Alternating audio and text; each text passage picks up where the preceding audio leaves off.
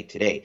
Yeah. But for when I update that, I would actually welcome a reasoned critique, which I'm sure is what you would give me, of the points. I mean, saying where Hmm. you feel I didn't make my case strong enough, or where perhaps there's something that I'm leaving out, or something I'm forgetting or ignoring. Hmm. Um, because keep in mind that when I was outed in 2013, Hmm. I had not thought about this issue since about 2000, since about 1996. Yeah. So uh, if I had to write the book quick because I had an actual book deal. It wasn't self-published. It was with a publisher. So I had a contract. I got a hefty advance that saw me through that summer. But I had to deliver the book on a deadline. So that was summer of 2013, writing about a topic that I had not in any way been a part of since about 1996. So I know that there were things that I would have liked to have said there, or things that should have been said. That will all be part of an update, and I would absolutely welcome any kind of critique from you. Feel free to Throw send whatever I that to got at me. you, basically. Yeah, Well, yeah. I mean, and I'll make sure, just because Twitter is always so unpredictable. And frankly, I could be banned any day. You know, anyone could be banned any Hmm. day from Twitter. So I'll make sure to send you my regular email address Oh, sweet. uh, so that we can stay in touch if I vanish from Twitter one day. Because I sometimes, I can push it a little bit and I can be a little snarky and I can maybe get a little close to something that people get banned for. Just that way, in case I'm banned from Twitter, you have a way to reach me because I would always want to hear from you about things like this. Okay, sweet. Um, so like one thing like I kind of noticed when I was listening to the like videos, for example, you were doing, and one of them you were asked by Pale Primate. I've actually interacted with him twice on Twitter, if I believe. Hmm. Um, I don't know if you know exactly what I'm talking about because it's been like a year since you talked about him. Oh no, sure. He's like a regular. He's a regular He's a regular guy correspondent. you talked to. Hmm. Yeah, I Yeah. talked to him back in like 2018, where we talked about your work a little bit. I was definitely probably a little bit more critical of you before reading, for example, Republican Party Animal, and like listening more to like the tapes you released of like Shermer being a piece of shit. I was probably a bit more sympathetic to his claim, like, oh well, he broke the law where he recorded me falsely, or sorry, he recorded me without my knowledge, and this is like a $10,000 fine or something. This is like something he wrote like on that was published on like Nizcore years ago. But Yeah. um, like kind of like the things we touched on was like your views about gassings at Belzik Sobibor and Treblinka. It wasn't like as readily available to me at the time that you believed stuff like that possibly happened. Um, like I knew you thought these were death camps because of your 2014 letter about Eric Hunt to Koda, Hmm. but I didn't know like say how you reasoned out some of the stuff. But like for example, in your recent video, you brought up Pale because he asked you specifically in relation to gassings if you thought gassings happened with like Zyklon B at Auschwitz. And one of the things that kind of surprised me was in your book, you say that there is evidence of killings through Kramer's diary entries, right? Yeah. Um, but then you mention it seems like you downplay gassings possibly happening by citing one of the investigative judges who said that basically bullets were used, not gassing, for killing people when it came to like liquidating prisoners. But then in the video, you said that you believed Haas possibly or probably, I'm not sure exactly which word you chose, used hydrogen cyanide to gas people in the bunkers, which is an opinion that Irving holds, right? Um, and I was curious, Yes. like, what you based this on, because when Irving based it, Irving was using the Hans Aulmeyer uh, writings that he has on his website. Um, and Aulmeyer says that gassings also happened in the crematoriums too, which is like kind of like where I find it a little bit weird in his usage of Aulmeyer's testimony. So like I was just kind of like curious like what you base like your opinions on when it came to this. Well, I always try to separate things into two categories.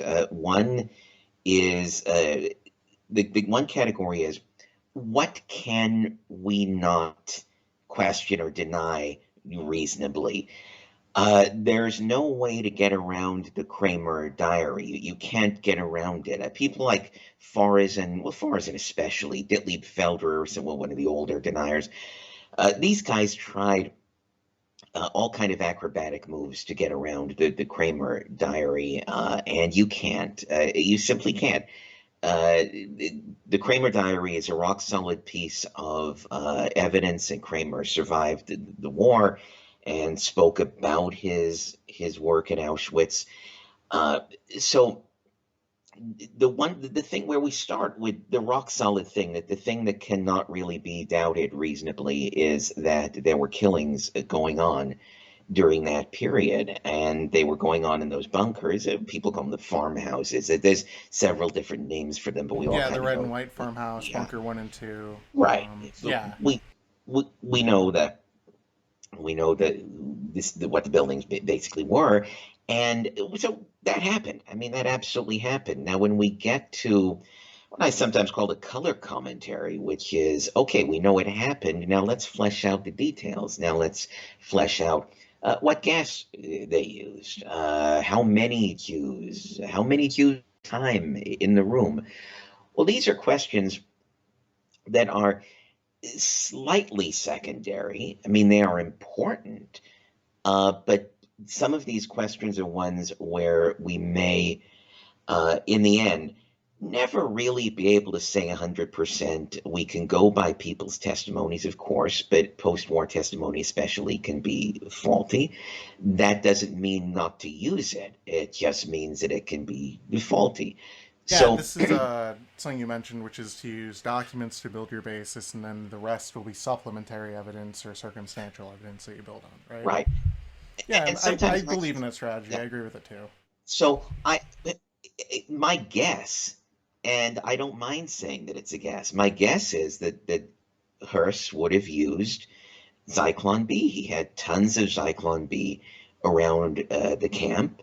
The camp personnel were trained in using Zyklon B. It was a common thing to use in the camp. So that would be a high probability. Now, I can't say 100% with metaphysical certitude what exactly Hearst used, or how many Jews per batch in each room, and I don't think anybody can say it with metaphysical certitude. Um, Yeah, so these are the things that deniers will often take advantage of because they don't just want a concrete foundation, which we can give them. We can provide that uh, to counter them.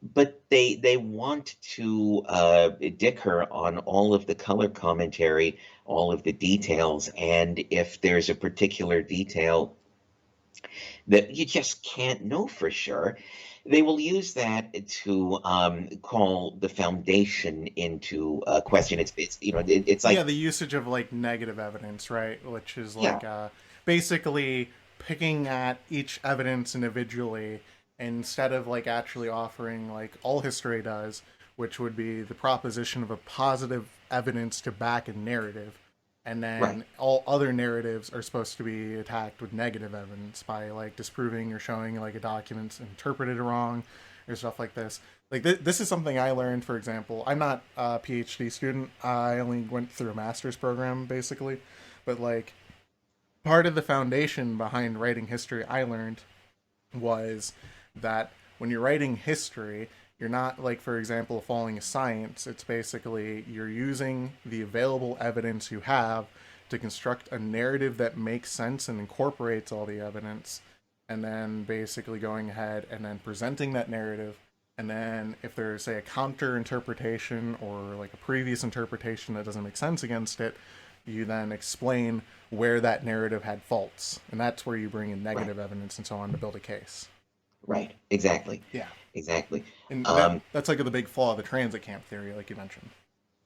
well, of course, and it's very difficult to convey that to someone who is a hardcore denier because they don't abide by any of these rules. It is kind of like somebody who is trained in jujitsu and versus a street brawler who's got a gun or a knife.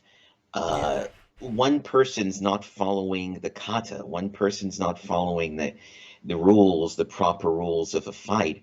Um, and so that's always the problem when you try to explain these things to deniers. I want to make the point that when I do those videos, and I'll probably get back to doing them again. I've just been so busy for most of this year. But when I do those videos, it is never really to snap the deniers out of their mania because I've known so many of them over the years. You're I not don't going think they, to. yeah, they're not, you can't do it. It is mainly to try to intervene with the people who the deniers try to rope in. There's always that level of people involved just sniffing around revisionism and denial who are curious and maybe a little gullible. And they're the people the deniers go and try to reel in. They're the people who can be reached. I've reached many of those people over the years. That if I can reach someone who is at that point where they have not given their mind away to this yet. They're simply curious, and they're being. You know, Hmm. anyone can be taken in by any fallacious claim. I've known people who have flirted with some of the weirder like, pseudoscience, pseudo medical things. I mean, you encounter someone who, if you encounter someone who you trust and who comes across in a trustworthy way and in an intelligent way, they can oftentimes convince you of anything. And in fact, um, this is a brief discussion, a brief tangent I had about a month ago when the Los Angeles Times called me because they knew that I was. You may or may not be familiar with the recall election we just had out. I've heard of it, but I don't know a lot about it. Very quick encapsulation. This will be relevant in a moment. I just have to set the stage really No, quick. go ahead. Now, uh, our governor of California, Gavin Newsom, was having to face a recall election, and the main viable opponent against him was a radio talk show host, a right wing radio talk show host named Larry Elder, a black fellow who used to be a very good friend of mine back before my outing when I was David Stein. Yeah. Um, so Larry Elder is he's like me. He's an opinion guy, and so he's said inflammatory things. He's done that for a living for most of his life. So the media was looking for whatever dirt they could find on Larry Elder because the LA Times is a very solidly Democrat newspaper. Their editorial staff is very solidly Democrat, so they were backing Newsom, the governor, in the recall. So one of their reporters called me about a month ago because it was well known from the Guardian piece, and I think also on my Wikipedia page, it was well known that I was friends with Larry Elder back from like the early 2000s until 2013. And she wanted to know if I had ever said anything Holocaust deniery to him, or if he had ever said anything Holocaust deniery to me. And uh, of course, I went through the whole thing with her about how I'm not a denier, but regardless of that, I said I had not ever said anything deniery to Elder or vice versa. But at one point, we got into a conversation about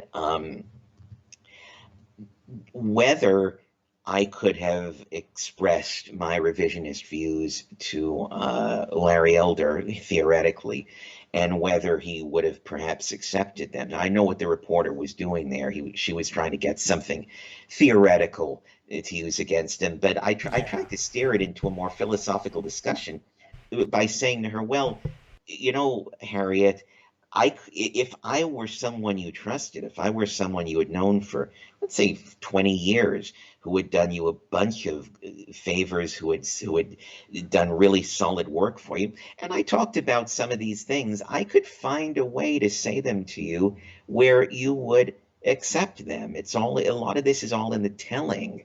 And that's one of the ways that deniers, unlike me, because I'm not being a denier, but if you're an actual denier, it's all in the telling, and the way that they rope people in is very clever. And I try to intervene where I can to at least give people uh, a guy like me who is cited by the deniers so much. That's why I feel I have perhaps a unique responsibility in this thing. Anybody can counter deniers, uh, but But you accidentally created a monster. I think you wrote like I, an article on this called "My Unintentional Impacts on yes, Revisionism" or something like that, right? Three yeah. articles. I did back in 2013, and nowadays I would probably say that what I unintentionally created was a cult, or at least helped in creating a cult. Didn't single-handedly create it, but I think I assisted in creating a cult. And since this cult continues to cite me as one of its founders, one of its god figures, I Yeah. do feel I have a special responsibility. But going back to what I was saying to the reporter, see, I know how these deniers speak. Um, I know how they talk to the new recruits, for lack of a better term.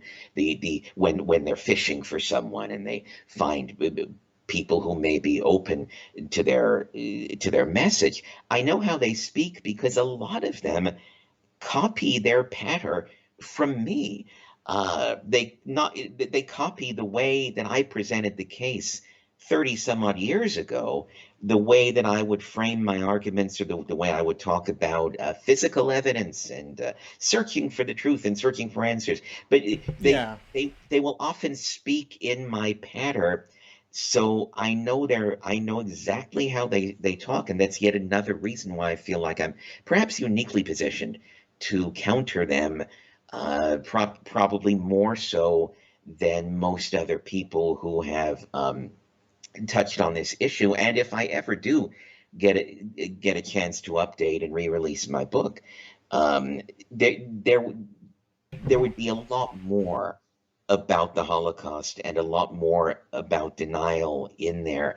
Uh, Yeah, because it seems like you focus mostly on where you put yourself in relation to like the historiography versus like, for example, like say Jurgen Graf and Carlo Mattoni, right? Yeah, and keep in mind that when I wrote the book, because I was writing it for a publisher, I had to play by their rules. That's why most of the Holocaust stuff is in the appendix, because they really didn't want it included in the body of the book. They felt it slowed down the narrative, what with it being an autobiography. And I understand their point of view. It makes perfect sense that if it's an autobiography, you just want to keep with the narrative. Guy is born, he lives, he dies, and you don't want to slow it down for historical diatribe. But I would structure things differently if I were to rewrite it and re-release it.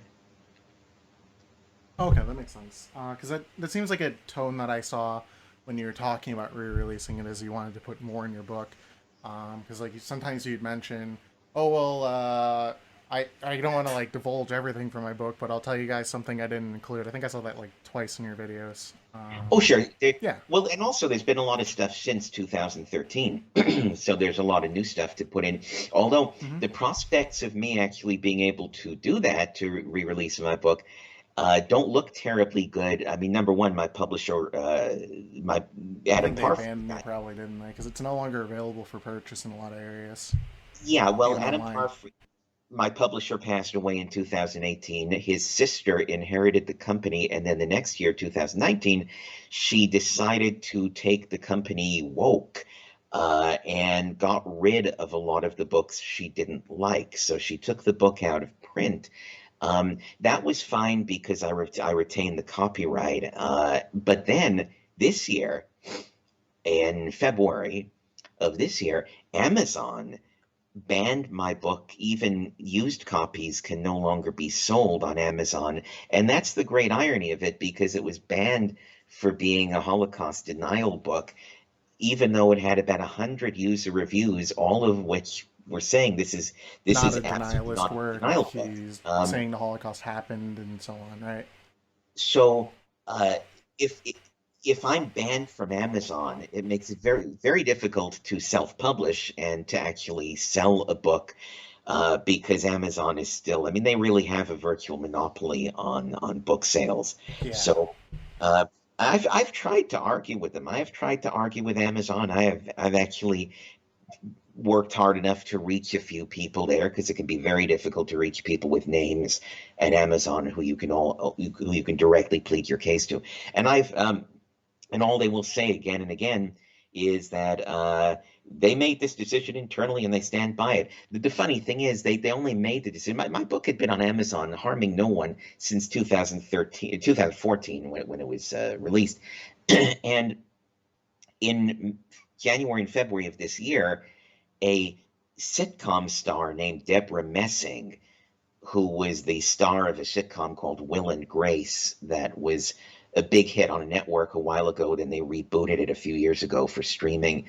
She just decided to go after my book and led a Twitter campaign. She had like 700,000 Twitter followers, and she directed them all to pillory Amazon with complaints. And now she'd never read the book, and she's not mentioned in the book. That's the funny thing about it. I have no connection to this woman.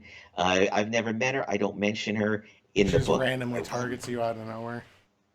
For some reason she got a bee in her bonnet about my book, and Amazon banned it about 2 weeks into her Twitter campaign. And then they had the temerity to tell me in one of my exchanges with Amazon, they said, but we didn't ban it because of her campaign. I said, well, that seems a little unbelievable that a book can be up on your site for 7 years and you're fine with it, and then a woman with a large Twitter following starts a campaign and you ban it immediately, and then you say that the two events are unrelated. So I'd I would like to. I'd have a little more energy in me to re-release Hmm. the book if I at least knew that I could sell it on a platform where I could make a few bucks. Okay, well that makes sense. That like you couldn't always cover everything in your book, and your publisher's gone, so it's probably going to make it hard to re-release it, like you said. There are Um, 2 points that I like to bring up to people, and mhm. if you don't mind me asking, you don't have to give me No, your you can. exact I answer. don't mind if you throw questions back at me. Like I brought this Okay, up as a discussion, right? Like well, sure, the but plan is I, is like in a year's time, I want to talk to you, Weber, and then maybe eventually Irving. I ordered, for example, his book, True Himmler. But like it's not finished, right? You know, he doesn't have everything he wanted to write about the Holocaust in there. That's going to be in the second volume of the book. Um, so like I want to like talk to you guys because like one thing I want to do is like try and say use the information basis I have from Pressic and like other historians, and then maybe like see where I think you guys have a very good case, say versus like maybe normal historiography or understandings of how the Holocaust happened, and like try and work out like how I think things can work from the primary source evidence I have, your narratives, and then also the original Holocaust narrative. Does that make sense? yeah, well, it's a Yeah. very noble goal, and I absolutely will. I'll assist you in any way I can, including I can Well, I actually. also wanted to offer to like throw things your way too. But I want to get to that like later. I'll bring it up. Sure. Well, if you need my help in getting in touch with Weber or Irving, I'd be happy to do that. Oh, sweet.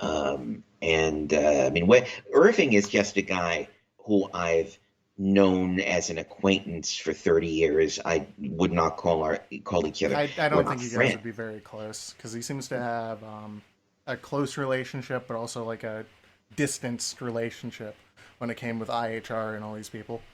Oh yeah, and he's a difficult man. And people who have tried to help him have oftentimes found themselves uh, upset with him. Hmm. So my relationship with Irving simply consists of he will he'll always return an email if I send it. I mean, he'll always answer a question, or I've connected him to people who want to interview him in the past, and if I vouch for them, he'll usually say yes. Mark Webber, on the other hand, is a very close friend, one of my closest friends for over 30 years. So Hmm. Weber's a guy I speak to every week. If he didn't live down in Orange County, which is several hours away from LA, You'd probably then go I out would with a drink for I, them every now and then. yeah, then I'd probably have lunch with him every couple days. But the question I was going to ask you, just to get Hmm. back to what I was going to say, roughly what is your age range? I'm in my mid 20s, so I'm Oh, probably like roughly about you when you're doing the Piper interviews um, or and sorry, Keeper.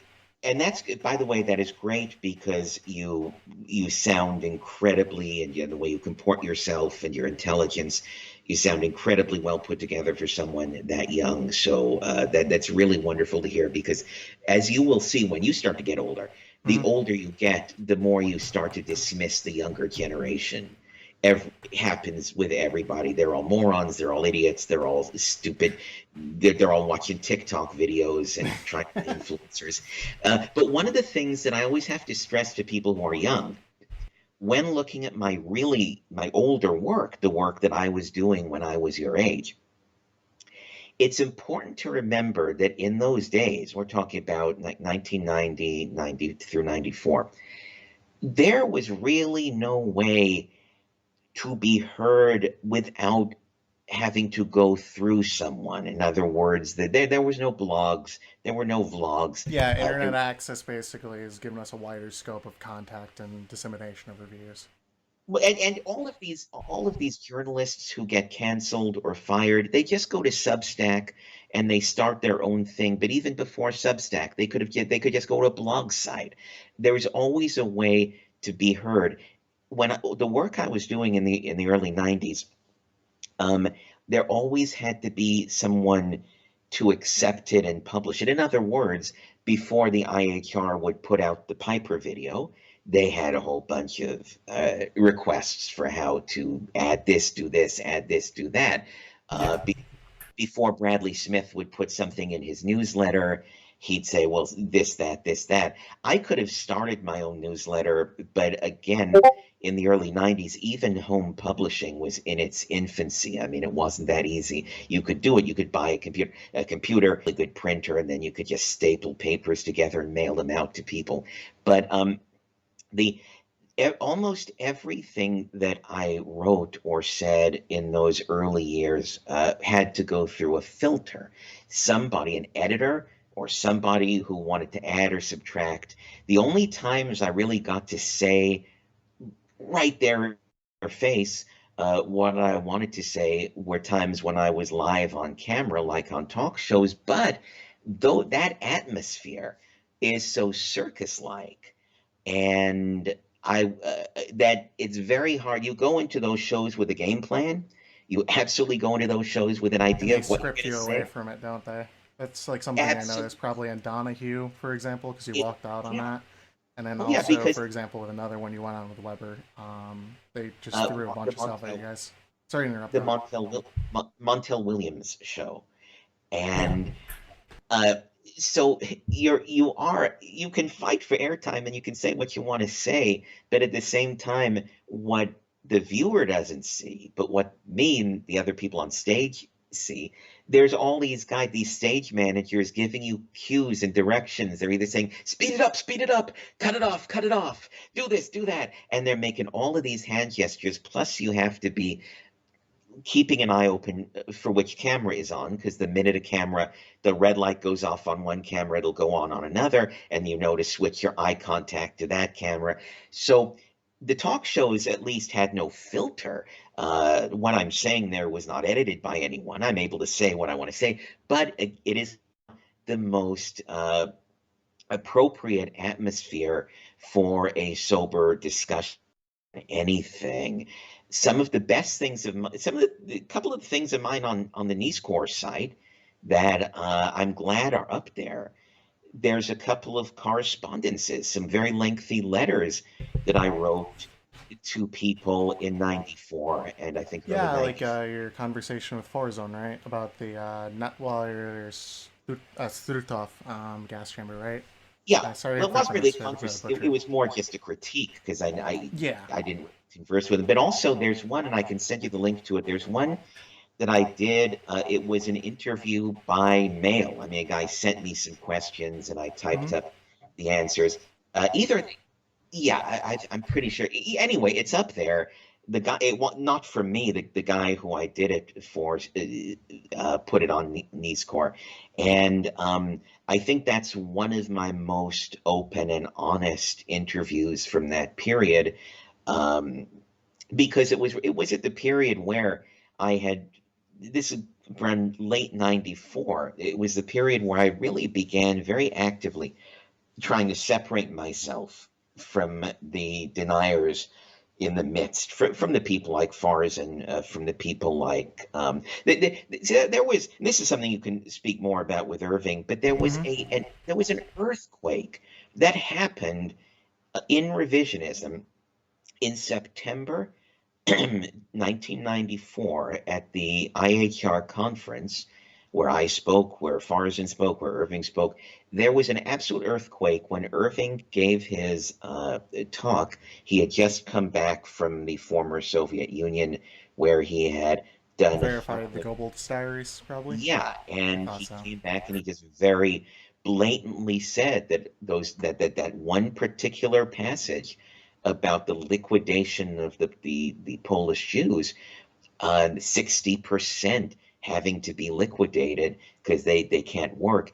Having said that was the first thing I checked on, and it's 100% accurate. I mean, it's 100% genuine. It is a genuine article. It is not a forgery. It is not a Soviet fake. Um, I think because I was there in the audience when he said it, and I there was no reaction because I think most of the crowd, maybe it was 400 people in the room, give or take, and everybody was just didn't know what to make it. Well, what I think they were all waiting for Irving to pull a punchline out of his hat. They thought this was a setup where he was about to say, "It's no Soviet fake." Except I've found the proof it is. They were expecting something. Something to come out saying that this is Yeah, fake, because he did that a lot with his quips in his old interviews when it came to IHR and stuff. yeah. Because he's a So, very intelligible person when it comes to like expressing himself in that way. oh yeah, and he would always have the audience eating out of the palm of his hand, and so this moment of very deathly silence that greeted him talking about the Goebbels diary, um, that was a turning point because that was pretty much around the time when the deniers and true historical revisionists in the good sense began separating. You kind of they just began drifting. It's sort of like the process uh, when you're um, when you're separating the water waste from a nuclear power plant, and you have to separate the pure nuclear waste, the kind of stuff, the stuff that has to be buried, the Yeah, kind of stuff that separating. so I think it's like uranium 233 or yeah, something like that from you have to pure separate. uranium. Yeah, and you have to separate that from the water. The water can then be released back into the environment, and the toxic waste has to be buried or otherwise just contained for 1,000 years. So that's what started to happen after September '94, and I was, of course, I'm very young still at this point, and I'm very interested in seeing this process and seeing people who up until that point had been talking a really good game about, I'm just in it for the truth. I'm just in it for the answers. I just want to know. I don't have a bias. And all of a sudden, they're the ones who are now denying proof, denying evidence.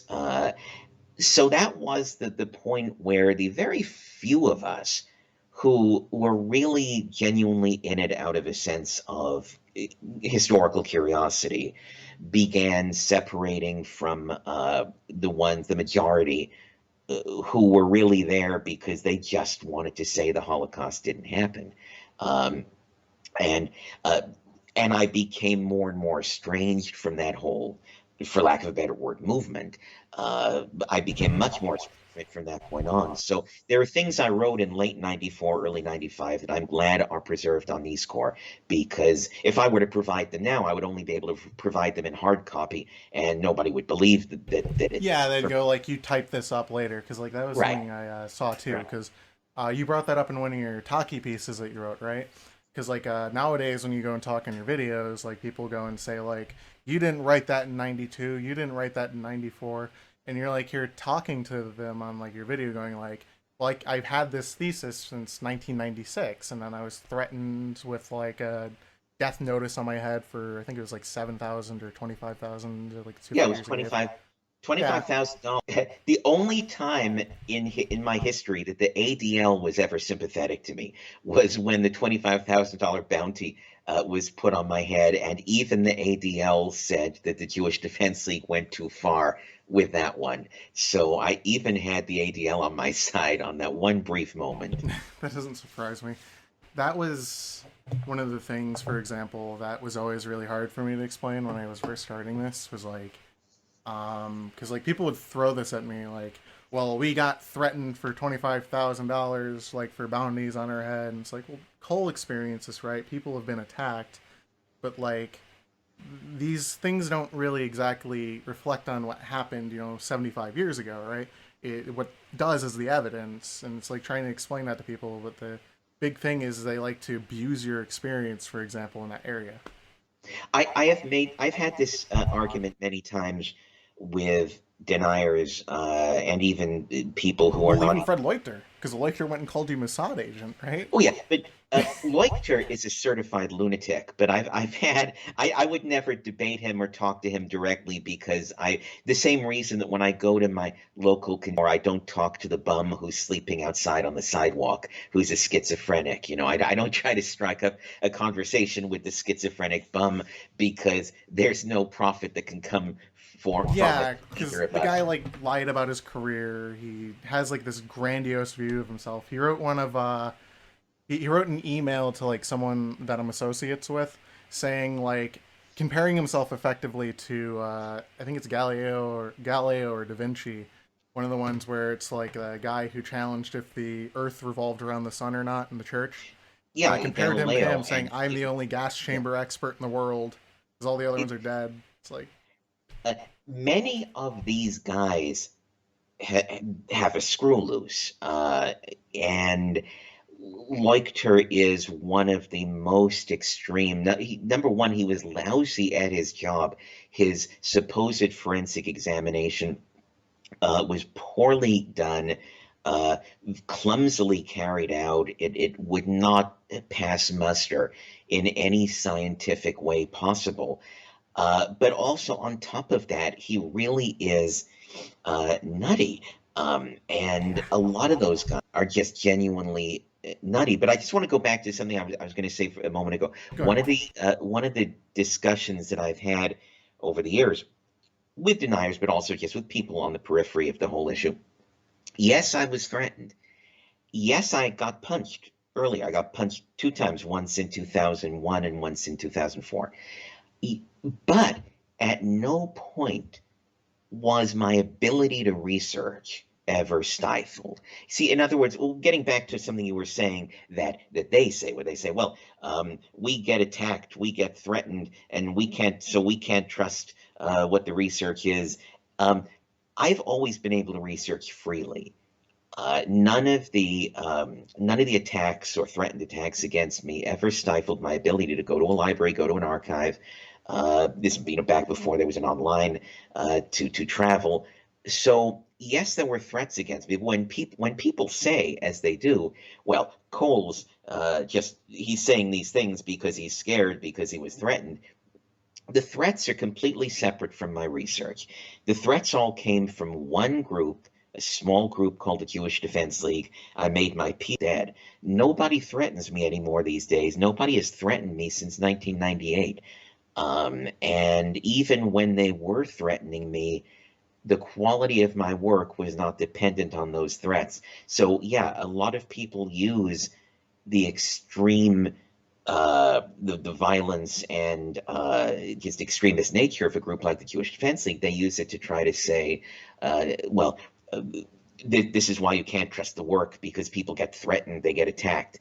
David Irving was always able to research, even when he would do something stupid like go to Austria and purposely violate their, in my opinion, very stupid, very unjust law. I don't think any speech should ever be illegal, and that's just a Yeah. that's I'm an extremist. That's my extremist thing. I'm an absolutist when it comes to free speech. But still, Mhm. when David Irving would go to Austria and purposely violate their speech codes, and when he would go to Canada and do the same thing, none of that had any impact on his ability to research. He could go and he could do all the work that he wanted to do so his when people try to conflate those two things, the threats and the anti-revisionism and anti-denial laws, quality of the research, the quality of the research is solid. I mean, people, if someone wants it to be, if someone wants it to be solid, even if they're being threatened, they can still do solid research. I happen to choose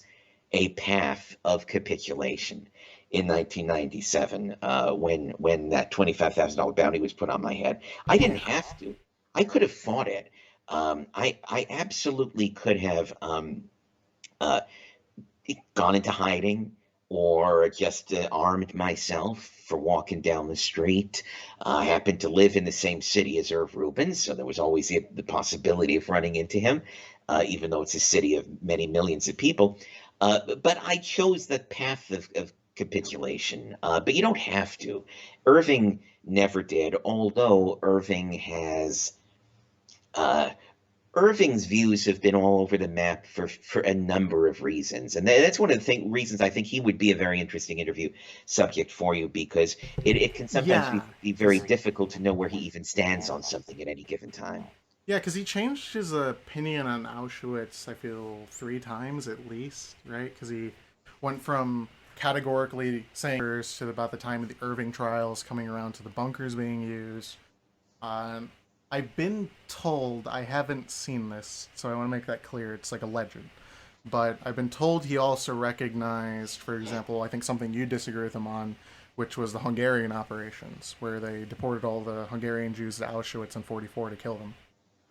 Yes, he has Yeah. given a couple of speeches where he has reversed himself on the Hungarian action as well. Um, and I don't know the man well enough to know his psychology. There are certain people where I could tell you why they probably did something.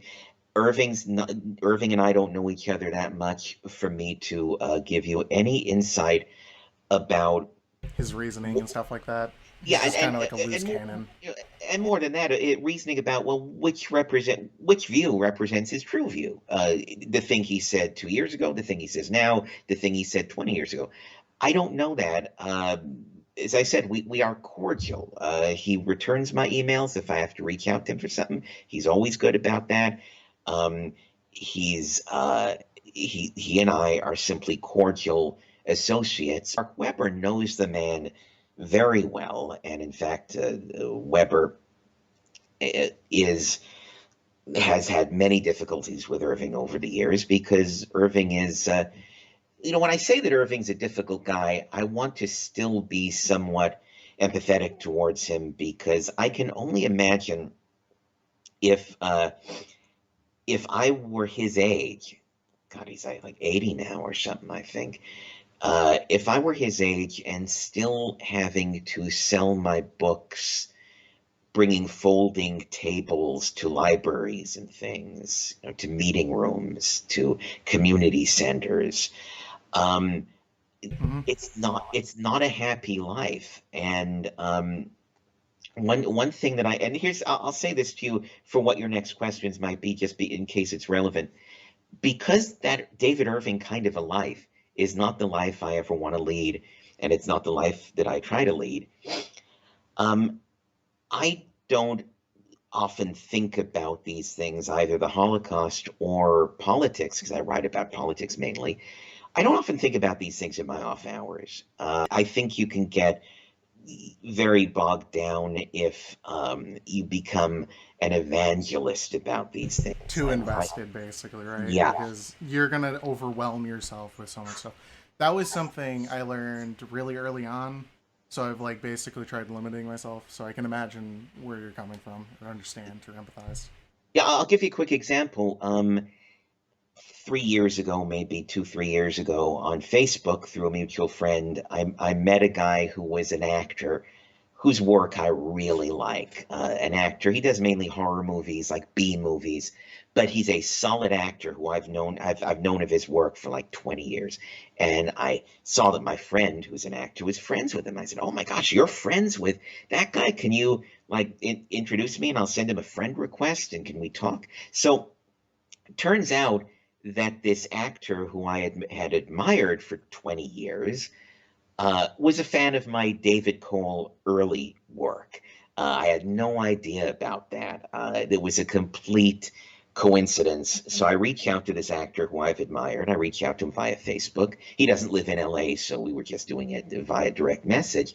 And he's like, huge fan of yours. And I'm like, oh, well, I'm a huge fan of yours. This is wonderful. It's great that we get to meet. Um, but then the guy started messaging me every time he would see somebody saying something about the Holocaust on Facebook that was incorrect, or that he thought I would believe is incorrect, and he would say, go get him, Dave, look at these guys, they're wrong about the Holocaust, you go set them straight. And I had to say to the dude, said, I'm not an evangelist, I'm not a preacher. I will give my opinion if it is asked, but I'm not out there to try to like heckle people or troll people. The one exception I make is I do, as I said earlier, I do try to intervene with deniers, to try to uh, help people who might be getting pulled into that uh, fallacious way of thinking. But generally, I don't spend my days trolling online looking for, hey, I'm going to jump into this conversation because they're wrong and I'm going to set them straight. I try to do better things and, lighter things in the course of my day. I used to kind of do that back in 2016, where I'd like actively like search them out. We're talking like 7 years ago, though, right? Sure, I've sure. grown a lot since then, and so I can that is definitely something where it's like the go get 'em attitude is like not something people should have when it comes to like stuff like this. Look, I went through it. I went through it too when social Mhm. media started. Of course, I was already an adult, but when MySpace and then Facebook came up, and I would sometimes, jump in, not about the Holocaust, usually about politics. I would jump into a conversation about something political, and I would just be a real troll, and I would uh, uh, try to rule the thread and upset people. We all went through an immature phase with social media, except that for those of us who were already adults when social media came about, it was a little more embarrassing looking back on it for me. You were a young kid, it's fine. It was way more embarrassing some of the stuff I would do in like 2007, 2008, when I'm a grown fucking man and I shouldn't have been doing that stuff. No, that makes sense. All right. Do you mind if I like reel us back to Auschwitz now, real quick? So, when I was mentioning, for example, the bunkers to you, you said like you're not sure, right? You can't really say anything, but like one thing I like wanted to like kind of bounce off you now, or well, kind of wanted to bounce off you, depending on what your answer was we have, for example, some documents that were published by the Auschwitz Museum. I think it was in 2008, and Matoni wrote a book about this called "Curating Curated Lies," basically. So like, maybe you don't know of it, maybe you don't. But like in there, for example, they contain some documents relating to the bunker that I think would interest you. For example, maybe. One of those documents refers to the installation of a door in the second gas chamber, or specifically Bunker 2. Um, and this is for like the little White House. So, like, documents like these, for example, I think since you've read Pressic, maybe you might remember, kind of existed for the crematoriums, for crematorium 2, 4, and 3, where the big ones would be crematorium 2 had the Vergassum Skeller document, which was the gassing basement or gassing cellar, and then another one from crematorium 4, which referred to replacing the quote concrete inside the gas chamber in crematorium 4. So I was just kind of like curious because like I don't at least remember from the interview documentary like these really being covered, for example, in your work. So I was just kind of wondering where you thought of these materials, for example, in Well, when it comes with Kramer's diary, for example. well, I mean, just to cover Auschwitz and Birkenau in general as much as I can here, I'll try to tell you where my thinking is right now. When it comes Mm-hmm. to the Crema gassings, 2, 3, 4, and 5, 1943 and 1944, especially 44 with the Hungarian action. If I could summarize my thesis as best I can, is that there is absolutely no way that I or anyone else can say that no gassings happened. We can't say that. Uh, we can't.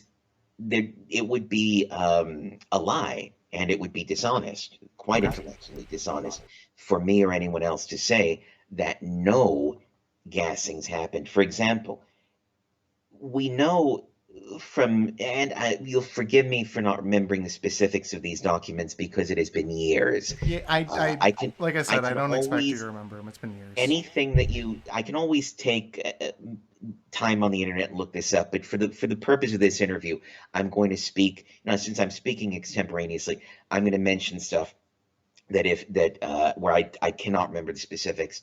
But we know that there were complaints that the Hungarians who were packing up and sending off the Jews, too many women and children, and that some of the people on the receiving end of those transports on the Nazi side were expecting more men, and we're not getting enough.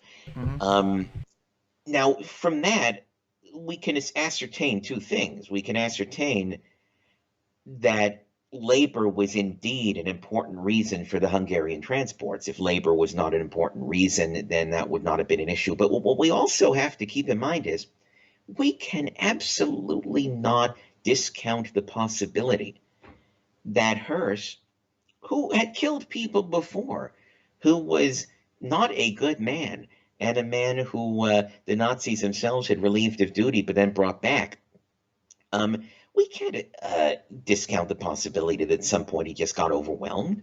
Too many non-working Jews, too many Jews. Unfit. Yeah. Uh, so I'm not here to say there were no gassings during that period because I can't, and it would be completely dishonest of me to try to say that I can say something like that because I can't. Um, we also there are so many, actually including things that Hearst might have wanted to do but didn't. Things that Hearst might not have thought of doing and then did out of what he saw as necessity. Um, I'm open to discussing all of these possibilities. I think if I could sum up my view of that period as concisely as possible, it is that there is when it comes to the Einsatzgruppen period, when it comes to the Action Reinhardt period, when it comes to the Ostland ghettos and the liquidation of the Ostland, first the slow liquidation of the Ostland ghettos, and then the final liquidation of the Ostland ghettos in 1943. When it comes to those things, there is no question. There is a smoking gun and a body with a bullet to the head. There is everything that you need. When Yeah. it comes to 1943 and 44, Cremas at Birkenau, there's still a lot of room for debate and discussion. There's not the one smoking gun press. I knew Pressac. I knew him when he was alive, and when I would go to France, I would spend time with him. Yeah, I And think he died in his 50s. It's a shame he did. But yes, he way too young, and he was a fascinating guy, and I had some wonderfully lengthy and productive talks with him. Um, Pressac had wanted to find that one smoking gun. I mean, the Vergassungskeller document it's one of those things where people will still debate it. yeah, it What, was one of the criminal traces. Some people say it's an air raid shelter. Some people say it's a disinfection chamber, like Matonio. I get what you're saying. it's a term that was not widely used for anything that would have been in the camp, and I kind of liken it to uh, somebody writing a particular term. I mean, for example, some guy helping to build a home here in LA, and like a fancy home, and he doesn't know what a bidet is, but he has to install one. And on a work order or something, he describes the bidet in a term that a bidet is not normally described as. that could be an Hmm. abnormal term. Vergassungskeller is an abnormal term for either a gas chamber for killing people, or for a gas chamber for killing lice, uh, or for any the other things that would have been in that facility. So you have a kind of anomalous. I was having this discussion with Andrew Mathis years ago about Hmm. anomalies. There are a couple of anomalies that are fascinating to discuss. I'm not even saying I take any particular position on them. The Vergassungskeller document is an anomaly. The the markings on the Crema roofs from the aerial photographs, on the lichen killer roofs from the aerial photographs, that's Yeah. anomalous because it doesn't really fit in very well with any theory. People have theories for them, of course. The initial revisionist dash denier response to the aerial photographs was that those lichen The killer touch roof shop, John Ball. markings, yeah, but it's kind of generally accepted these days that those photographs are genuine and those markings are real, and it's kind of anomalous in that it is a little difficult to jibe with any particular story. Now, there's a reason for it, and they are there for a reason, and I'm very interested in talking to anyone who has a reason and who has an explanation for it. And another Hmm. anomaly that I spoke about with Mathis was the Sonderkommando diaries that were unearthed at Auschwitz Yeah, near after. crematorium 4 and 5, they were buried in the ground and had to be restored. And there's one, yeah, and generally people to from certainly when I was in Auschwitz and I was talking to the museum officials about them then, and also speaking with Weber and some of the people on the revisionist side, there's a general sense, a general agreement those are that they are real, that they're not post-war fabrications. But there's one part that is um, where Mathis and I were talking about this interesting anomaly in one of those testimonies where the author, I don't remember which person's name this is, but the author is talking about uh, 2,000 naked people in in one of the cremas and one of the lichen killers, but then they are marched up and then back into the camp. Um, and it's an interesting moment because on the one hand, you have what looks like is going to be a damning piece of testimony, naked people in one of the lichen killers, Hmm. um, and well, of course they're about to be gassed, but then you have them brought up and sent into the camp and put in bunks, and then you also have the author writing about how eventually these people might be used for the SS's nefarious murder programs, but we would never have seen that. And yet, even though we thought that we were reading a diary of a Sonderkommando, somebody who would have seen that, Hmm. those diaries are anomalous in that they have things that are not immediately understandable. That doesn't mean there's not a way to eventually reason it out. And that's one of the things that Mathis and I were trying to do in our correspondence on this. We're just trying to reason it out as two reasonable human beings and figure out what this guy might have been writing about.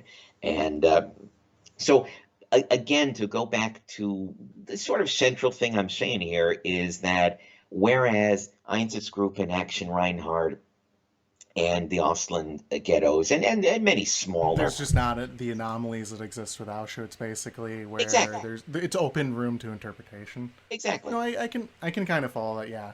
And so Do you the mind if only I? thing that I would Oh, be interested, these days, what interests me, the kind of discussion that interests me, a discussion of these anomalies from my particular perspective of just being interested in figuring some of them out, but not having any desire to preach any point of view or to defend any point of view. If I've had a point of view about something that is incorrect, quick thing. One of the first things that got me interested in revisionism turned out to be I had fallen for a supposed anomaly that wasn't an anomaly. I Hmm. mean, we're going back now to 1988 when I'm right out of high school, and uh, I meet David McCalden, the co-founder of the IHR. I talk about him in my book a little bit. Um, and I'm looking at some of his videos, and he's showing me videos of the ruins of Crema 2 Hmm. and 3. And he's showing me that the concrete pillars, you have the concrete pillars, they are severed, they're cut in half, and the rebar is exposed.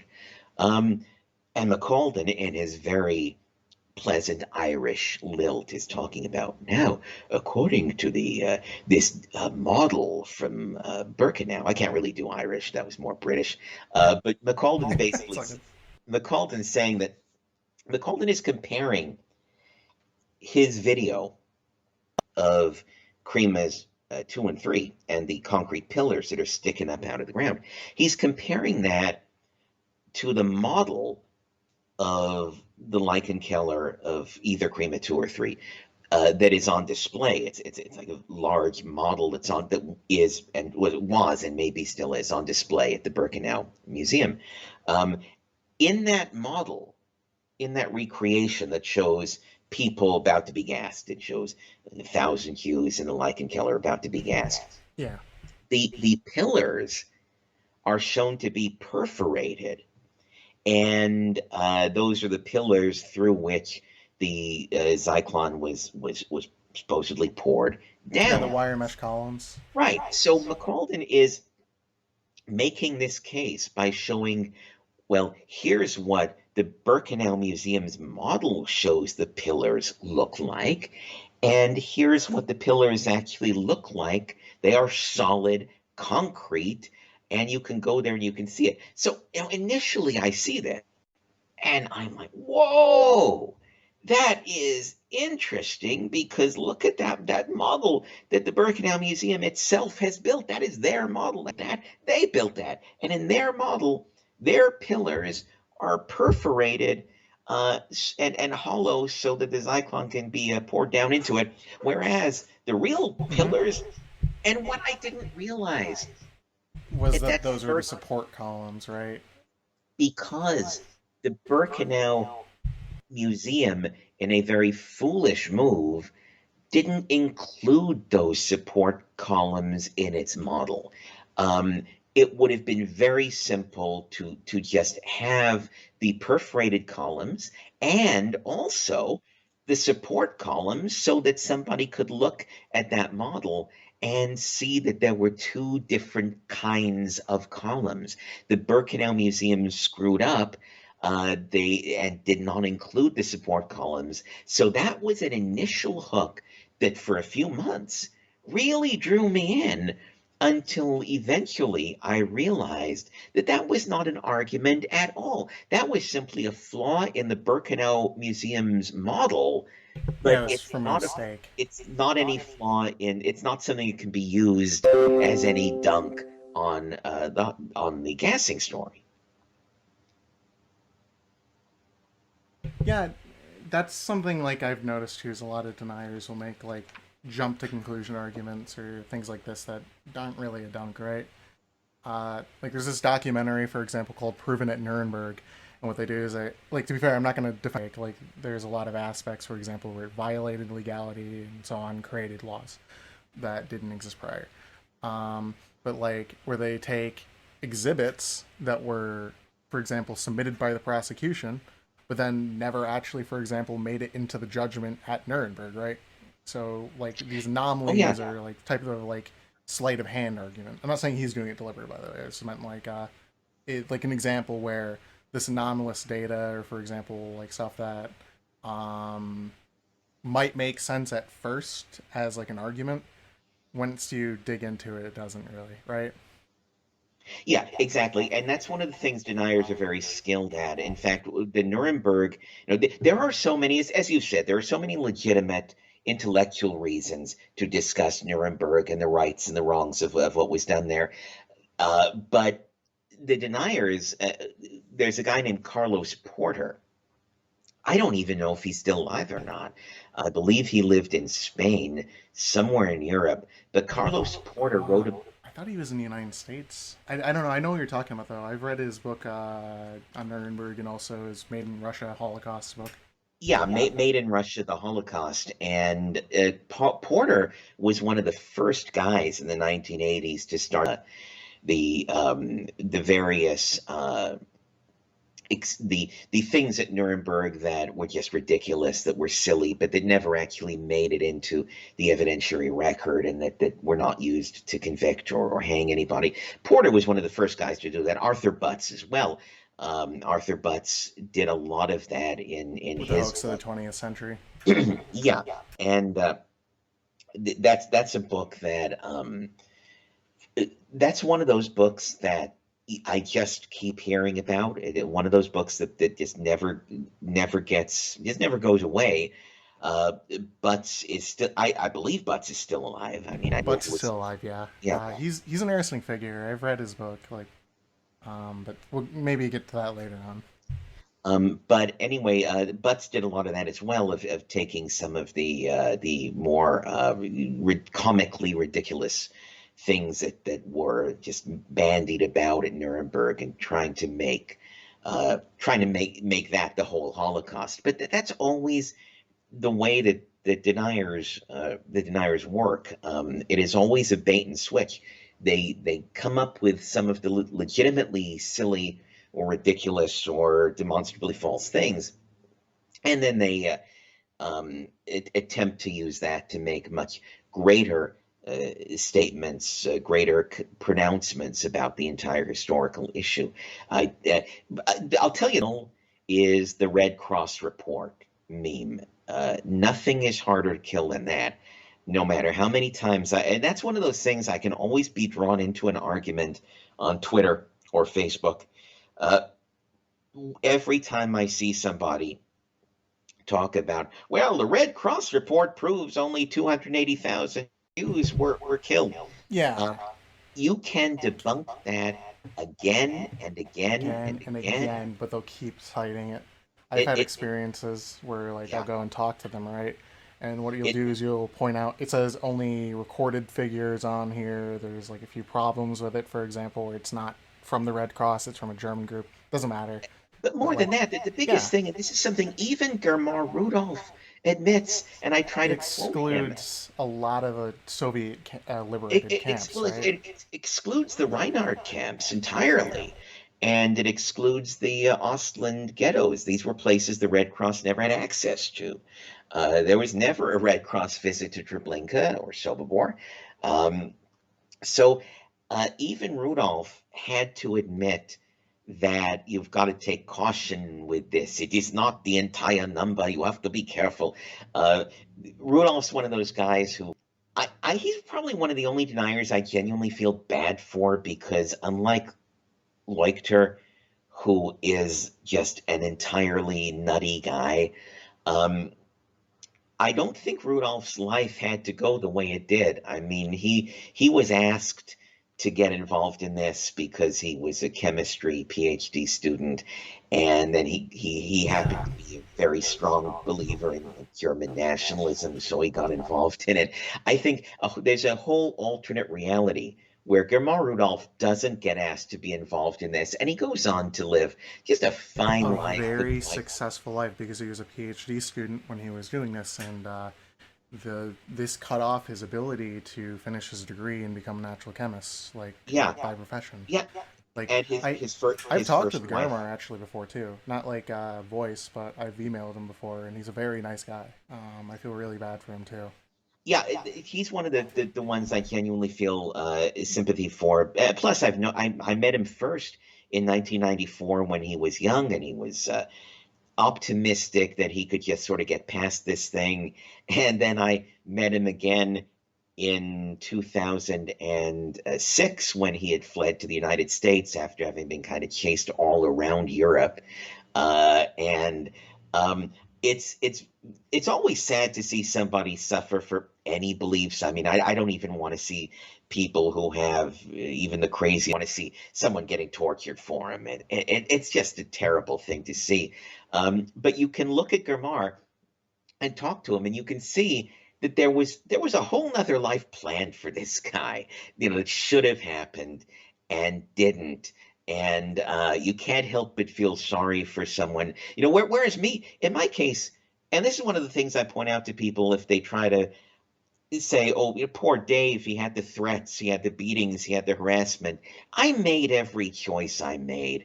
Every choice I made consciously. And I never was forced into anything. I never had to do anything. I take full responsibility for everything I did. It doesn't mean it was right to punch me. It doesn't mean it was right to put a bounty on my head. But all the same, I was an active agent in my fate, so I don't ever look for sympathy. But Gamar, I just really wish He that just got no one, invited into it, right?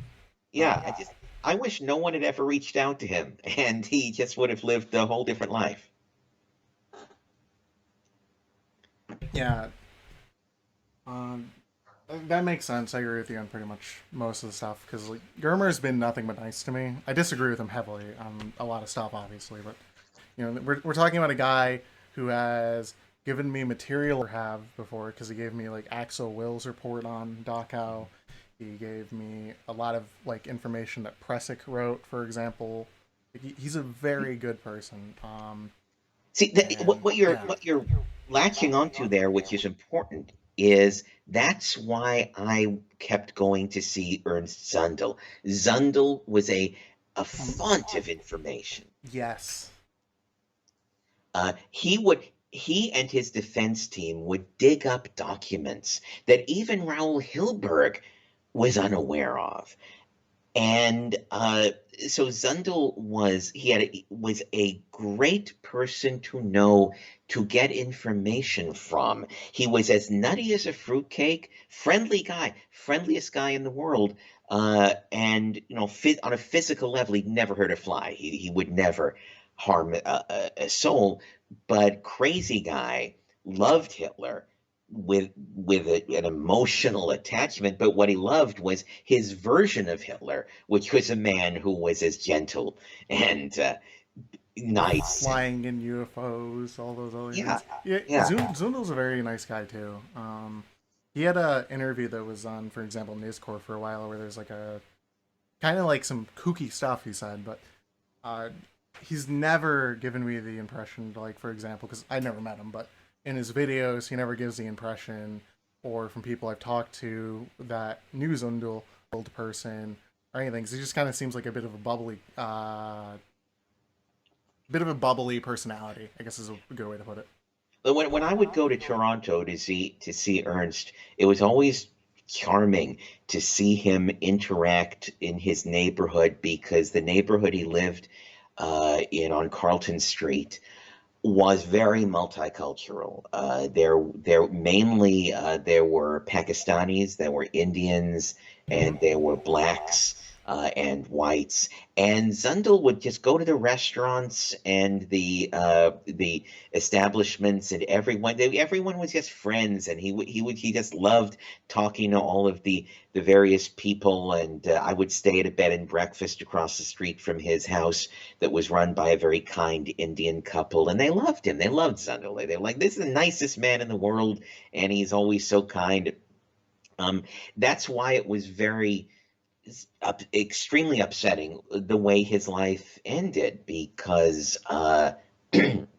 he's as crazy as he was. He should not have been Been locked deported up. back to Germany by Canada, probably. Well, two years in an isolation cell in Toronto, which was just cool, and then the rest of his time spent in prison in Germany, and then being released and not being able to ever really travel.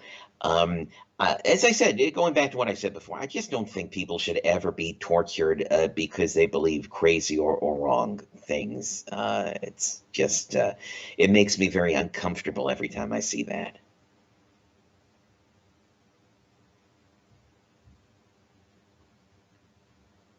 Oh, you still there? Yeah, I'm still here. Sorry, I didn't realize it was muted. Um, yeah, no, I agree with you. Like Zundel was a very nice person. Everything I've heard about him, like even with extremist views, he got along with many people and had a huge wealth of knowledge. Um, and Well, even that's like even when kind of like something that like Gurmar's helped me with. I'm planning on sending Gurmar actually some stuff about Treblinka that I was actually going to offer to send to you too. Um, which was like some of like Sturdy Cole's stuff, for example, because like I noticed throughout your video you mentioned like for example, well this was in your article, you brought up the Colossus of Rhodes, for example, which is like something can get like demolished, destroyed, or disappear or something like that. Trace, it doesn't mean it didn't exist there. And like I wanted to like maybe offer you because like it had she found, for example, what seems to have been like the foundation of Treblinka's old gas chamber, for example. oh, I would love Yeah. to read anything that you send me. I was gonna send it also to Gurmar too. I gave it to some of the people who write for HC, like Mathis and Sergey, for example. I know you've interacted with Sergey. I know you guys don't get along though. Well, it's I don't not get along with anybody. It's just that he would troll me. He would just troll me constantly, and it gets annoying because I don't care what he writes about me, but he would come onto threads of mine on Twitter And where argue with I'm you for hours. and well, and he would, but even more, he would come onto threads that are not about the Holocaust, where I'm just trying to promote my column and get traffic for my column, and he would just start to troll a particular thread, and it was annoying. I don't dislike anybody, but I just think it's better form to not spend your days hunched over a computer looking to troll people. Yeah. Okay, then. By the way, one thing I want to just really quickly add, uh, I don't know if this is widely known. It might be. I don't know. Um, Germar, as much as I disagree with him entirely, his thesis. I mean, he's a denier, and but Germar at least had the integrity to oftentimes call out Eric Hunt when Eric Hunt would, in his Treblinka video, a couple of things Eric Hunt said, Germar contacted him and said, "You can't say this. It's wrong, and you have to change it." So, at the very least, Germar was a guy who would Correct chastise where he saw people. And, false information even yeah, by his own yeah, standards. Okay, because yeah. that's something I didn't know. The only information inside I had about Gurmar when it came to like dealing with Hunt was what Hunt said about him, and Hunt's a bit unstable. Oh, I'm pretty sure you'd very much yes, agree. Hunt's very unstable. But in Hunt's first version of his Treblinka video, uh, he had a segment about how all of the Action Reinhardt Jews were probably simply Jews who had fled to Russia. Yeah, I saw And that. He cited a newspaper report because yeah, I've watched all the versions. It went through, I think, two or three iterations, right? oh yeah, And and he it, cited a paper that you mentioned, for example, in your column that was about Jews who fled in 39, yeah. about 600,000 of them in Asia, asking, well, Asian Russia, asking for assistance. And he's like, well, we have proof that these people were sent to the East because, and it's like, but these aren't those Jews because these people were over the front and they left in 39. Exactly, and I can tell you that it was Germar who specifically reached out to Hunt and told him he's got to re-edit that because it's completely false. And he doubled down in his response to you, too. Yeah, yeah. That was one thing I read back in like 2016 because I learned of all this drama between you guys a little bit late. Like I didn't learn about you coming back till I think 2015 December actually, because you were out in 2013, like late 2013. So I didn't like hear about like what happened with you like immediately. Um, Yeah, and I remember Bradley Smith telling me this is 2013, and Bradley, once I Mhm. was outed, and Bradley Smith said, "Kid, you've got to talk to this Eric Hunt guy. He's great. Really Oh, he's the smart. best we have." He made a And horrible documentary on Mydonic too, but I don't know if you've watched it. no, I haven't. I don't have any interest in that, but I just know that every Mhm. time Bradley Smith would tell me something was good, I knew that it wouldn't be. Yeah. I'll give you one example from it. He basically an order for like ironworks, basically for I think it's like ventilation holes or something like this. But like if you actually and he connects that with the gas chamber with a window in it that you brought up, for example, Hmm. in your video, probably. I know you did it in your like 60 questions of the Holocaust. Uh, and the dimensions of the holes in there don't actually match the dimensions on the work order, so they're entirely unrelated. Just as like one example from his how bad he was doing in Mydonic. Yeah, I don't ever look at his stuff for back when he was putting stuff out. I don't look at it. I looked at the Treblinka stuff because Gurmar several and Bradley people. probably told you to. Yeah, and at the time I would correspond occasionally with Garmar Rudolph, so that's how I kind of learned how things were going regarding him and Hunt. And then the guy who funded that Treblinka trip for Hunt is a guy named Fritz Berg, who was one of the I know about ever. Fritz too, because him and Hunt got into a fight and had a 4-hour debate where he brought up a lot of the stuff about Gurmar that didn't seem exactly accurate. Um, Uh, well, Fritz is also nutty. I first met Fritz Berg in 1992, mhm. and he was always pleasant to me. He was always a very pleasant guy, but he was one of those, when I talk screws loose, he was another one of those people who has always had a screw loose, but he had money to spend, and he was somebody who the IHR courted because he was somebody who could donate. Donate Yeah, thousands of dollars to them yeah, and fund their yeah, projects. That was yeah. something I kind of like had a little bit of knowledge about him on, because his big thing was like he wrote "Diesel can't kill people," which is Yes. like Yeah. probably something you hear a lot. I agree, it can't. Right, a stationary running diesel engine will not fucking kill people, even if probably modified.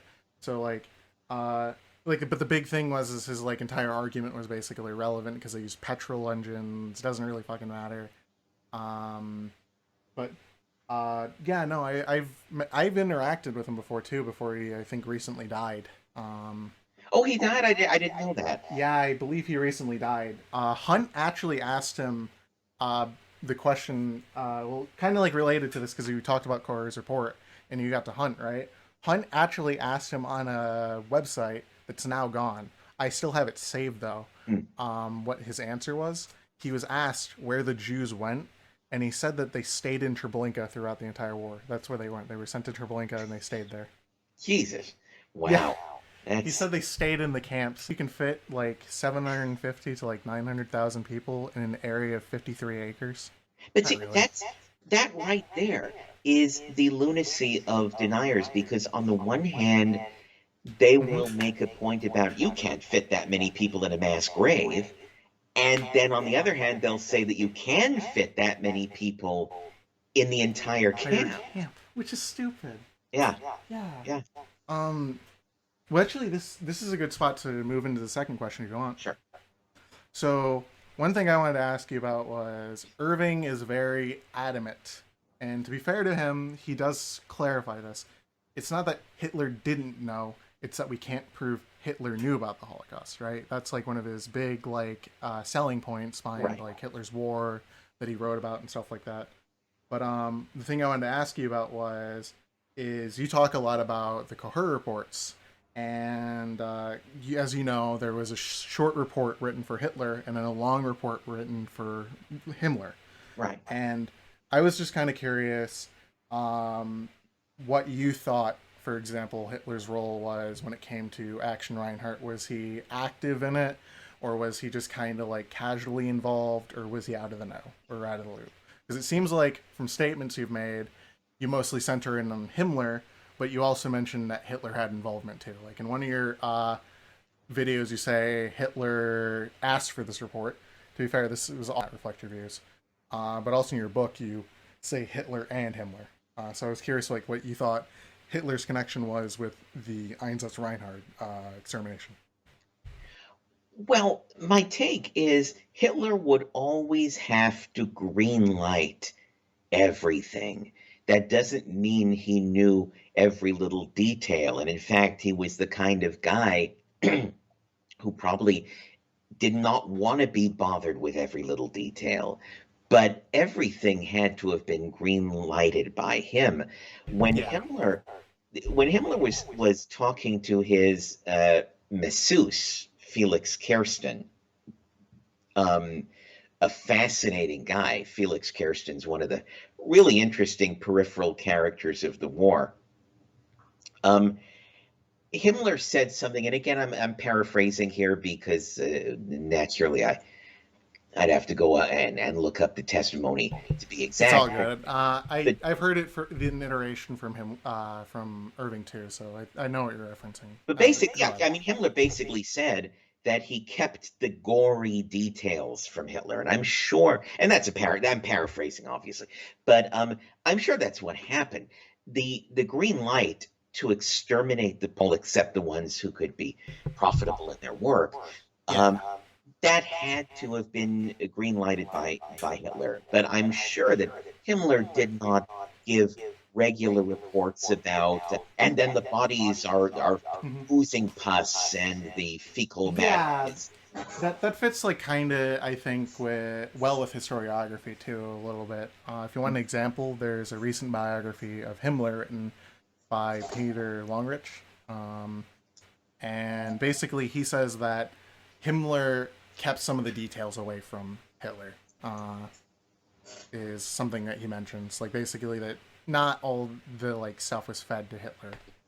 Uh, and I But think that also fits in where you have these reports, for example, like I think it's Einsatzgruppen C in Ukraine had a report that Hitler signed that said they shot 400,000 Jews, and then the Coher report it's shortened. It seems like a lot of the material is pretty surface level when it came to giving it to Hitler.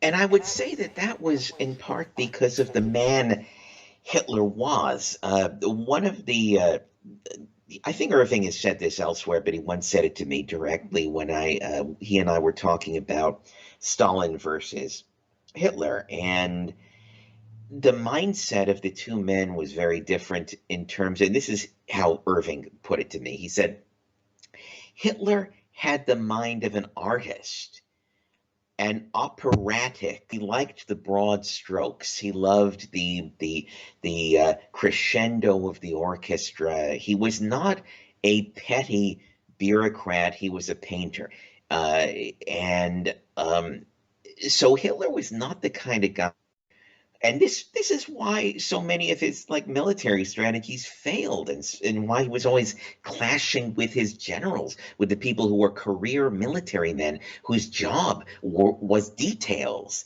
Hitler was not a detail guy. He was an artistic guy who painted with really broad brushes.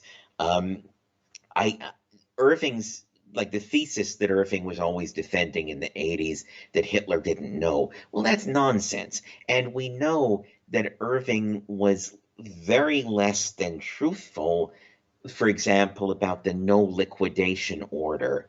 Yeah, that was like the one where basically a train was sent. Hitler said this specific Jews shouldn't be liquidated. It was like specifically, I think he directed they go to Mauthausen, and they were shot by machine gun. He talks about it, Yeah, but he mistranslated the report because it shows that Hitler knew some Jews are being liquidated, right. Yeah. and he was aware of some of the stuff. It was really big during the trial. But anyway, go ahead. I'm sorry to interrupt. Yeah, one of the first speeches I ever saw Irving give when he and I were lecturing together in throughout Ontario in 1992, uh, Irving Irving phrased that no liquidation thing in such a ridiculous way. I actually have the video of this. It's on VHS somewhere in my archives, but so I'm gonna have to paraphrase. But basically, Irving was like, "So, Himmler, gets a telegram uh, saying that this transport of Jews from Germany to the east, should we liquidate? And Himmler goes to speak to Hitler and says, should we liquidate? And Hitler says, oh no, oh my gosh, no. Dear God, no, don't liquidate those Jews. Are you crazy? Are you mad?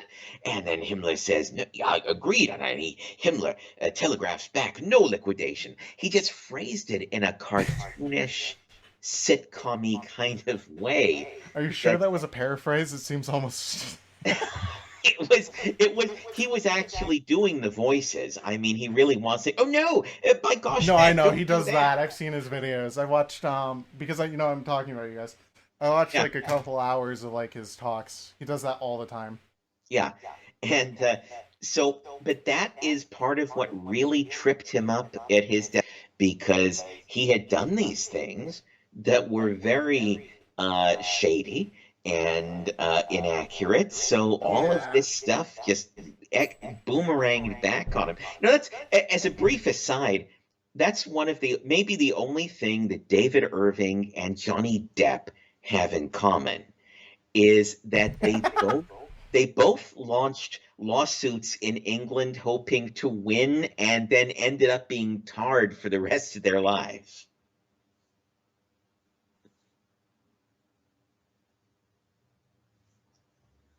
I never knew that Johnny Depp actually launched a libel suit in England. Yeah, That's news. Depp, Johnny Depp launched a libel suit against his ex-girlfriend Amber Heard, the young woman he lived with, and Oh, yeah, because she accused him in the press of being abusive, right? exactly. And he Yeah. figured that if he could get a judgment in a British court that she had libeled him, that she had defamed him, that his career could flourish. And instead, just like in Irving's case, the judge ruled against him. So now it is actually legal to call Johnny Depp a An spousal abuser. abuser. Yeah. Even though she abused him, though, right? She absolutely did. And Yeah. in fact, the porn girl who I lived with was Amber Heard's double. So I know a little bit of the inside scoop, because she looked just like Amber Heard, a little better in my opinion, but she was dubbed for Amber Heard in a lot of movies. So yeah, Amber Heard was an abusive woman, and Johnny Depp's a little guy. He's a tiny man, alcoholic. He's an alcoholic, and I'm sure he fights as good as he gets, but still, his mistake was the same as Irving's. They thought they could find some kind of refuge in British defamation court, and instead, now, because of Irving's judgment, he's officially a denier and an anti-Semite, and because of Depp's judgment, he's officially a spousal abuser. Yeah. No, that Irving has made a lot of slip ups for sure. There's areas where I think his like scholarship is like really good. I've only read so far his Goebbels diary. There's areas where I disagree with like sometimes his quoting of Goebbels, but there are areas where, for example, like his work is very helpful. For example, in like researching Goebbels' early life. There's a I'm not a religious guy, but I'm a fan of books and I'm a fan of literature. And there's a Bible that was written by Noah Webster, the Webster Dictionary guy. Yeah. And what Webster did, it's just like it's the size, it's about the weight of 30 bricks. It is so large. But what Webster did in his Bible, which was so helpful to people who are religious and who want to, or just people who want to study the Bible as a document, is that every instance in which something doesn't translate perfectly from the ancient language, Webster would give you options that it might mean this, but it also possibly means this. And that's something that a lot of historians, including Irving, don't do. They like to shoehorn quotes into they want to shoehorn the quotes into meaning what they want them to mean. Whereas some of the things that people said during the war, during any period, during any Hmm. are open ended in terms of, you have to look at the context, You don't know exactly what the people were thinking when they said it. You have to try to determine that, and sometimes you have to give your readers an option of saying, well, when Goebbels said this, um, it is very possible he meant this, but it's also very possible he might have meant that. You have 100%. Sort of like when you were talking about the Wannsee conference and the translation as if released and upon release, right? Yeah, exactly. Yeah. You always my take on these things is never choose sides. Just be honest with your listener or your reader about the different ways in which something can be interpreted, because sometimes even one word or one uh, passage can be seen two different ways and can be used. And if that's the Mhm. foundation of a theory, it's faulty. You always need more than one interpretation of Some something. concrete basis behind your Right, interpretation before you right. can make it as a definitive. Um, okay, well, this builds in the way of the third question I had for you, if you want me to ask it. Of course. So I'm pretty sure you're familiar with the Hoffel telegram, right? Oh, yes. Okay. So one of the things about the 1.2 or 1.8 million, however you want to frame it, Jews that were sent to Action Reinhardt, in the Hoffel telegram, it lists that 25,000 were killed at Lublin, right? So you might understand where I'm going with this. Yeah. Lublin is usually interpreted to mean Majdanek. And one thing that I've seen that you've been pretty adamant about is that Majdanek wasn't an extermination camp. You do talk about, for example, the Harvest Festival, but the problem with like seeing these figures, this is from 43 November, right? Right. So I'm kind of like curious why you would say that Majdanek wasn't an extermination camp when it seems, at least based on the testimony of Rudolf Haas, for example, I know not a perfect source. He says it was a temporary gassing station, while also, for example, the Hoffel telegram seems to confirm that at least in part it was an extermination camp. Well, when I say that something's not an extermination camp, what I'm referring to, my way of what I mean when I say that, is that it is not a camp where that was its purpose, its sole purpose.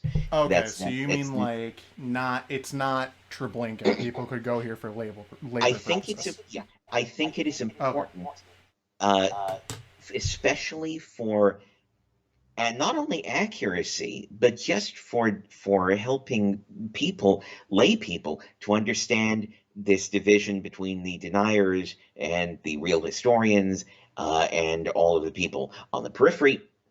We have to get our terms straight. Extermination camp should mean the camps like Treblinka, Sobibor, Belzec, Kelno, um, that were simply there, no other purpose. Now, whereas the the Minsk ghetto certainly turned into an extermination area, an extermination. With Malay Throstnitz, right? What's that? With Malay Throstnitz, it's Well, the also, camp yeah, that was and nearby also where just people with the liquidated. final liquidation, once Cuba was blown up by partisans, Cuba was really the only one protecting the Austrian and German Jews who were there. And once Cuba was killed by partisans, uh, those Jews had no protection anymore. But the Minsk ghetto was not planned as an extermination facility.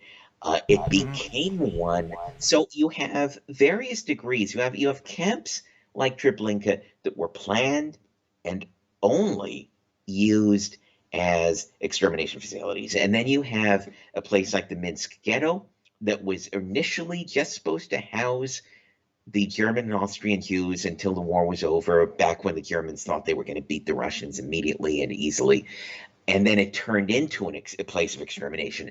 And then you have a place like Majdanek, where I do believe mass murders occurred. All I can tell you about that is that those rooms that are shown as the gas chambers are, to use a term very liberal people, they're problematic. The rooms are problematic. Now Mhm. we have an extermination. I mean, I'm sorry, we have a cremation facility at Majdanek that is a reconstruction of a build, not the place where the gas chamber. Yeah, because it burned down in '44, and that's also true. For example, with the you wouldn't know it as this, but the bunker is that big room where it's like the three divided like rooms, right? Hmm. With blue staining in it. Yeah. Yeah. So there used to be a flying roof over that, and it got destroyed. So part of the roofing is reconstructed and Oh yes. connected to the Yeah. gas chamber. That's like that thing that Hunt points out all the time. But uh, I get what you're saying. Yeah, the rooms Um, are a little bit problematic in that some of these areas are rebuilt. For example, the crematorium. Um, and but anyway, go ahead. I'm sorry to interrupt. yeah. So we're going back to something like 2 hours ago, which is we talked about how you start with the things that you can prove 100%, and I do believe that people were killed at Majdanek. Jews were killed at Majdanek. I absolutely believe that. Now, when we start to get to the issue of how, and we can we can say, well, we get percent. No, what we know is obviously that room with the window in it was not a gas chamber, and I think everyone kind of agrees with that now. I really don't think there's any great debate about that. I mean, Michael Shermer in his book was like, yes, obviously that particular room. Okay, that doesn't mean nobody was killed at Majdanek. It just means that these rooms that are shown off as the gas chamber rooms were unlikely to be places where people were killed. And in any event, considering Lublin's important pivotal role as a transit center and as a place where Jews were sent, it would be unfair to call it an extermination camp because that would lessen the importance of a camp like Treblinka. If you start to call a camp like Majdanek an extermination camp, rather than perhaps a camp that this is a forgive me for using a kind of childish term, but maybe it was a camp that chipped into Action Reinhardt a little bit, kind of did a little bit of Action Reinhardt, but you don't want to confuse Majdanek with a pure With extermination Treblinka Belzic. So facility. yeah, Yeah, I was what this suggests. Like, so that's why I was kind of asking that if like it yeah. was like a temporary spot, because that seems to be where the testimonies point that are say people who would have been in the know but not exactly like Kurt Gerstein who Hmm. had mental issues in his head. He was a bit out there as a person, committed suicide because he was unstable. Of course. He said, for example, that they were temporarily building, say, facilities for killing people there in his report. And then also Rudolf Haas, for example, who was slightly in the know about some of the things that were going on, supposedly said that Majdanek was a temporary extermination center that was functioning as part of Action Reinhardt. And Thomas Kranz, for example, who's a museum director, would also probably agree with you. He Well, says that we I've shouldn't. met Thomas. Yeah, I know. You talk about him in your I think it's like 60 questions about the Holocaust and stuff like that, where Shermer borrowed some of your arguments too, in his discussion of Majdanek. And he says we shouldn't call it a pure extermination camp because if a gassing program existed here, it only went for 1 year and ended in November, right? So he'd probably agree with you on some of the stuff too. Yeah, and Um, and we go back to the point I was making about how there's stuff that we just cannot say with certainty. Um, mhm. People were almost certainly killed at Majdanek. We cannot maybe 100% say how. This is part of the problem of one of my biggest beefs is how badly bunged this was back when it should have been conducted. But Yeah, back back in when 1994. yeah, and Sorry, 1944. yes, when it should have Correct. been conducted, and all of these people, or at least many of them, were still alive. But because it was a war, all that mattered were the military goals. There was no desire to actually be a detective and look into the specifics and the minutia of these things. We should have. And one of the things I'm always telling deniers when I get into my arguments with them is if a murder is committed and then the investigation into it is bungled, which often happens, but that doesn't mean the murder wasn't committed. The murder was Yeah. still committed, It is a tragedy and appalling when an investigation into an important murder is bungled. And this was a terrible case of multiple, it's a gigantic number of murders where the investigation was bungled. My God, if I could go back and talk to any, even just go back, talk to Kurt Franz or Franz Stangl or any of these people who survived the war. And I would just to be able to actually ask them questions like an investigator. Um, in, How did the gas chamber work? What yes, type of model? yeah, Like, because yeah, we do have to, we are hobbled by that. We do have to realize that we're dealing with a bungled investigation, which the deniers try to manipulate to say that no murders happened. But we also have to be honest and say the murders happened, but yeah, the investigation was pretty damn bungled. yeah, I think I'd agree with that with Majdanek, more especially considering, like, the Soviets said originally in their main report that there was only 6 gas chambers. Then their published communique said 7, including the one inside the crematorium, for example, that you brought Yeah, up that was rebuilt. yeah. Um, and so, like, there's like this huge issue with Majdanek where, like, oh, deniers take advantage of these bumbled investigations and say, well, it went from 7 gas chambers to now 2 for homicidal purposes, and use these like types of things to say all of it's fake.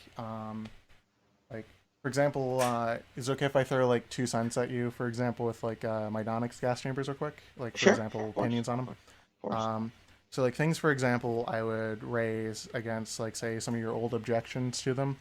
Uh, for example, the window that exists in the room at the end of the bath and disinfection, blue stainings and all these things. Leuchter said it wouldn't be used for gassing, even though there's blue staining everywhere, because he's a fucking loon.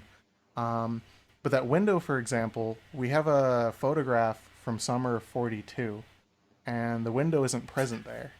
So, like, that would probably have been added based on the reconstruction and connection of the when the flying roof got destroyed from a storm that happened in 46. It would seem the window was added there. I'm not trying to suggest this room was used for murder, by the way. I'm just trying to, like, bring up maybe some question that might interest you. Um, like, that was like one thing, for example, that Kronz talked about in his recent book, and the photograph's available online. I can send it to you whenever. Um, but, like, what he did is he took some of your criticisms that were, for example, also shared with Presic, and then tried addressing them and talking about, well, we know this room wasn't used for killing people because we have no testimonies of that. We have only testimonies that was used for disinfecting clothing, so therefore it was a disinfection chamber. But, like, kind of the thing I wanted to, like, bounce off you was, what did you think of, like, the piping, for example, that exists along the lines of the walls? Like, the only thing that we seem to have, for example, explanation wise and evidence, is that these were used for carbon monoxide gassings. Well, 2 points. The first, going back to Mm-hmm. the room with the window. My point about that particular room was not based on one thing entirely. I didn't Doors see also anything. opened in. I just thought that that might interest you to hear. Oh no, it would, and I'd love to Yeah. see the photograph of the room from that period. But we have it's not just the window, but also the fact the doors lock on the inside and open into the room, and then there's a room inside of that room. It just seems very much not the kind Weird. of room that you Yeah. would use as a gas chamber, and I think it's damaging to Holocaust history to get too bogged down in defending things where you start to argue about. One example I will give you is when I was on the Donahue show and I showed the footage of me inside that room, with the door opening in and with the locks only being on the inside. Mm-hmm. And about a week later, or maybe 4 or 5 days later, a newspaper in New York published an op-ed about my Donahue experience, where they gave this ridiculous response where they said they didn't they something about how um, it didn't matter that the doors opened in. That was like the door because the Jews would pile up against the door, and then that would prevent them from leaving because they couldn't open the door. That's They, stupid. their weight was against it. I mean, just something silly like that. Well, yeah, but you can't open it, right? If they're all piled up against it, that's You're right. dumb. But the fact is, the Nazis were pretty decent when it came to engineering, and when they did build a room they wanted to trap people in, They could. they could. They didn't have to rely on Jews like being clumsy and tripping and piling up against a door. So when we start to get really defensive about the things, I think the most important thing that anyone who is combating deniers can do is to seed those things where, yeah, you know what? There's a legitimate difference of opinion on this.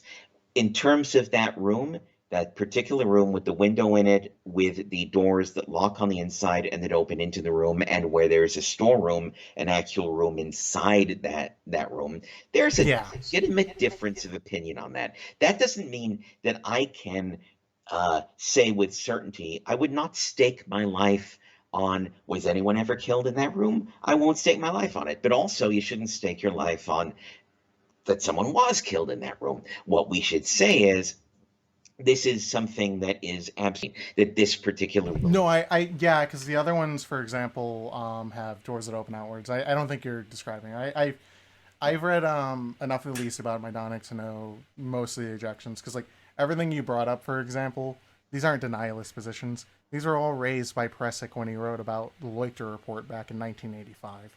So these concerns are perfectly legitimate. I agree with you on that point.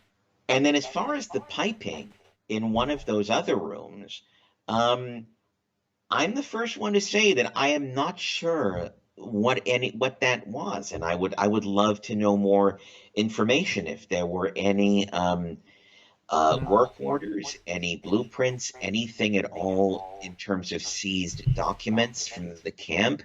Um, there's a flurry of different opinions about what that piping is, and they range from carbon monoxide to put in there Carbon after, dioxide for preserving corpses is yeah, another one. or being put in there after the war as Mhm. for tourists. And I'm not saying I'm not taking an opinion on any of that. I'm simply saying I would love Mhm. to know more. But as long as that cremation facility, the one that burned down, that got reconstructed, the one that we in there, Mhm. we have to proceed with the understanding that it's absolutely possible that there were a room or rooms in Or that killing camp people. that could have been used for gassing, for makeshift gassing. But as far as the pipes that lining the wall in that other room, uh, I don't know, and I would be very interested in knowing. Okay. Yeah, because I wanted to ask that. That's the reason why I wanted to bring it up is because you interviewed Presic, and Presic said, "Oh, well, this was probably added in after the war." But like, Pressic's kind of like known for weird interpretations of things. Like, there's from just one example I can give you. That's very easy to go to because it doesn't make sense. Is he cites a photograph from the roof of Crematorium 1 in Auschwitz before the holes were placed in by the museum in Mhm. summer of 47, I think, or 48. And he says that this photograph demonstrated that the Soviets had a party basically on the roof and a dance Yes, I've on the seen roof, that. which is a weird interpretation. I don't think there's anything to support it.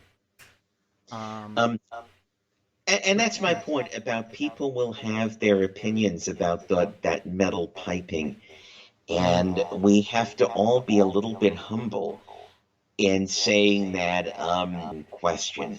That's, I think, the hardest thing for anyone who claims to be an expert in any field. It could be history, science, medicine. Mhm. The hardest thing to say is that something is an open question. We've all been experiencing that very much over the last year and a half, 2 years almost, with COVID. Um, there it's very hard for certain medical professionals to say we're not 100% sure about something, because most medical professionals are good at heart, and they don't want people to die, and they don't want a pandemic to spread, so they feel they have to project a sense of assuredness. Urgency and Yeah, assurance that and something will work. but the very first time that I met Mark Weber, I met him in 1990. I was living in a duplex apartment in Culver City, California, and he came by. The thing that impressed me, and the thing that to this day, his reputation is bad, but he's really not anything like his reputation. The thing that impressed me the most about him was Hmm. he gave me a very strong lesson in the importance of saying, I don't know. Now, that's something he can say it these days. Maybe in his later years he's been able to say it. But the younger David Irving could never say, I I don't don't know. know. He That makes a always lot of had to sense. say, he always had to make it seem like he was absolutely on top of things and knew exactly everything. Uh, Nothing is more important than being honest about some of the things where, well, it could be this way, it could be that way. Okay, no, that's a fair answer. I'll give you that. If you want another thing, I can send you. It's actually really short. It's a 2010 edition of Kronz's book on Majdanek. I don't know if this interests you at all, but I have a scanned copy I made for Sergey and some other people that I could also send you to. I would welcome it, and that's why Sweet. when we're done here, I will on Twitter I'll DM you my If you send me email your email, I address. can get you it. I have it uploaded to Drive for other people and stuff. And I'll tell you this: there is no documents about the piping, but the graph, for example, and Matoni talk about this in their book.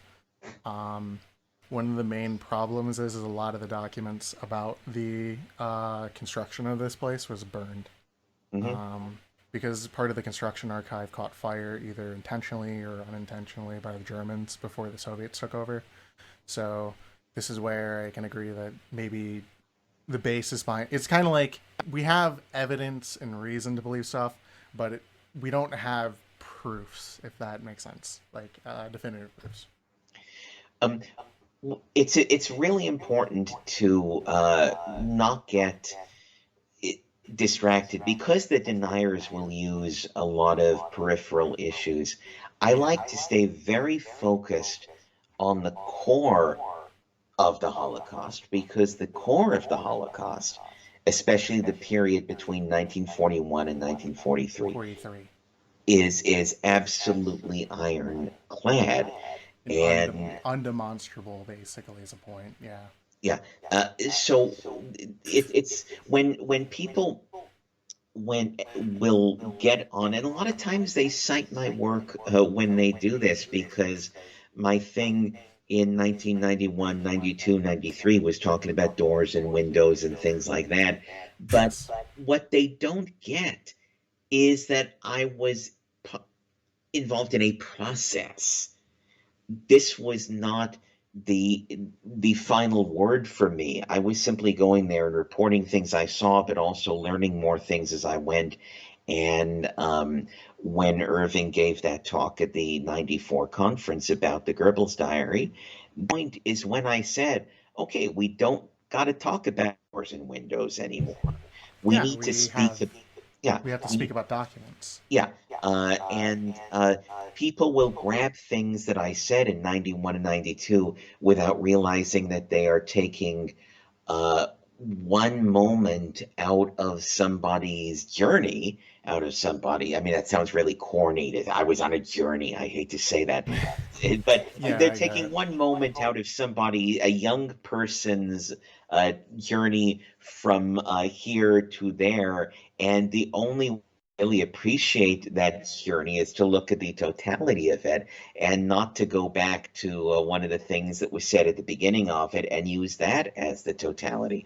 It's very unfair, and anyone involved in any field, again, history, science, medicine, whatever, that is always a process. You begin experimenting, you begin looking at things and bouncing things off. And one of the worst things about um, the the fact that so many people don't want to speak freely anymore because you can get banned from social media or you can get canceled from your job or whatever.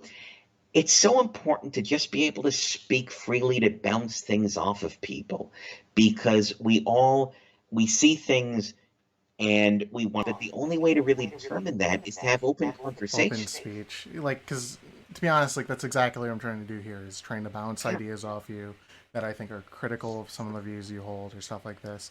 Because yeah, I might place more faith in material than you do. That, for example, would be like testimonials and things like these. I know they're fucking problematic, right? Like John Demjanjuk, he was definitely, for example, for a person who worked at Sobibor, but he was misidentified as Ivan the Terrible, right? Um, so there's faults in a lot of like these sources that we can draw to, that's why, like for example, I like the idea of talking with you guys because I feel it helps like reinforce ideas that I hold. yeah. And Yeah, I've post-war testimony always has its place. And that's why I like to like build that pyramid. You start with the foundation of contemporaneous documents, um, with Treblinka, with the Reinhardt camps in general. You have the foundation of contemporaneous documents, and then you bring on uh, Franz and Stangl and Sukamel, and you and all build of on them to that. fill in the blanks. What is the Yeah, murder weapon?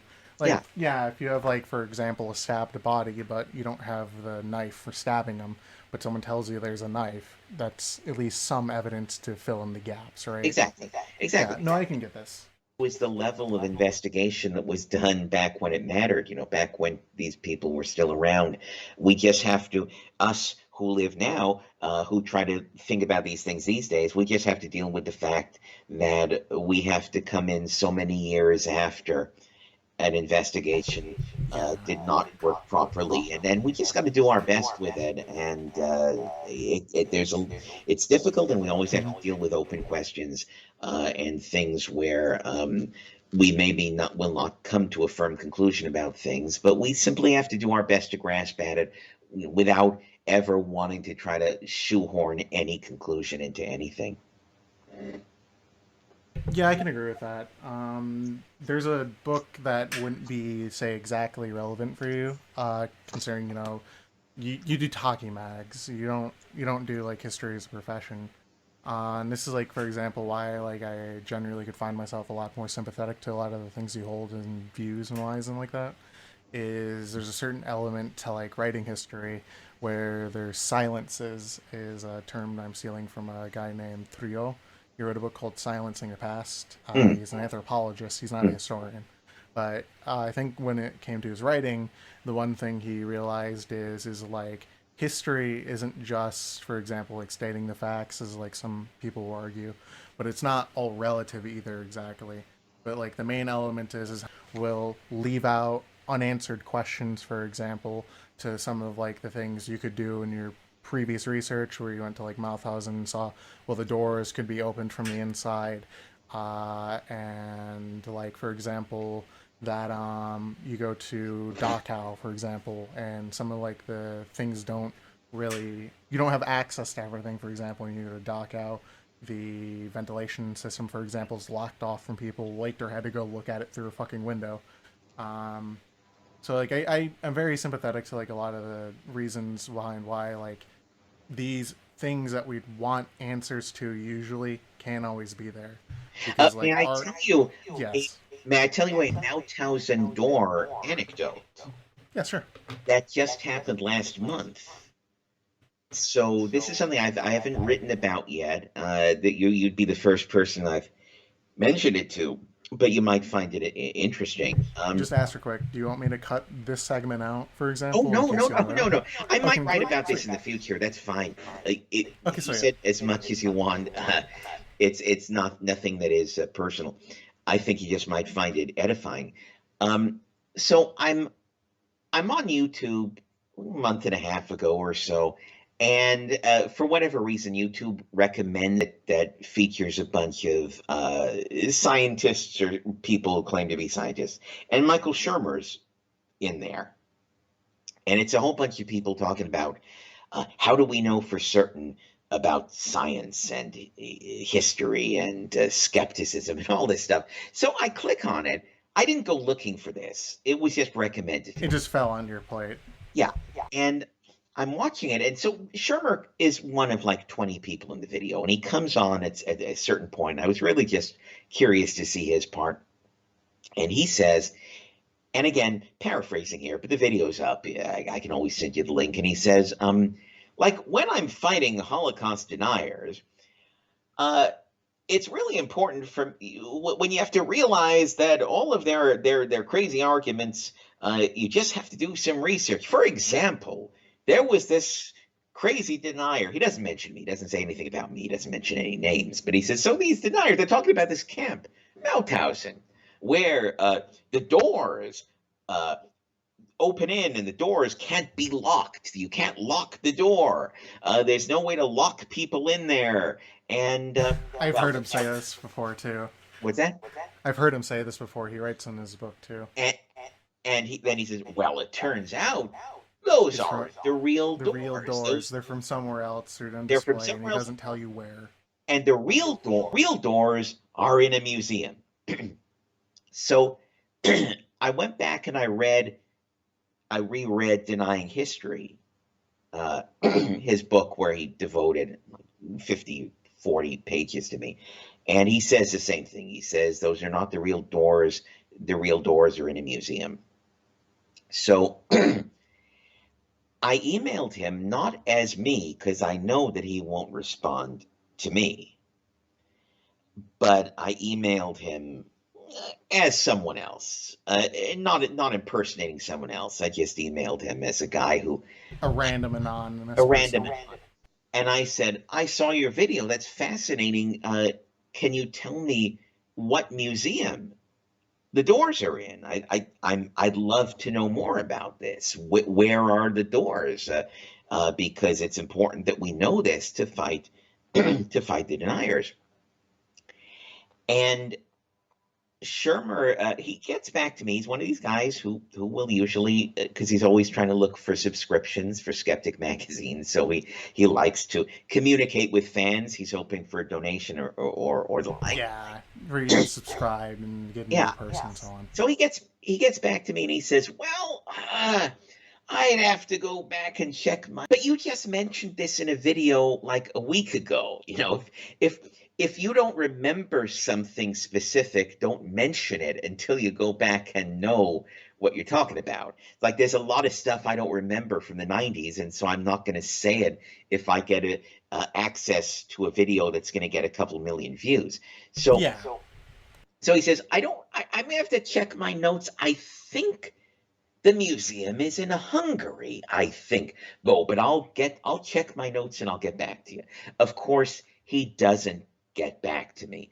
So I contact through this same email address that is me, but not me.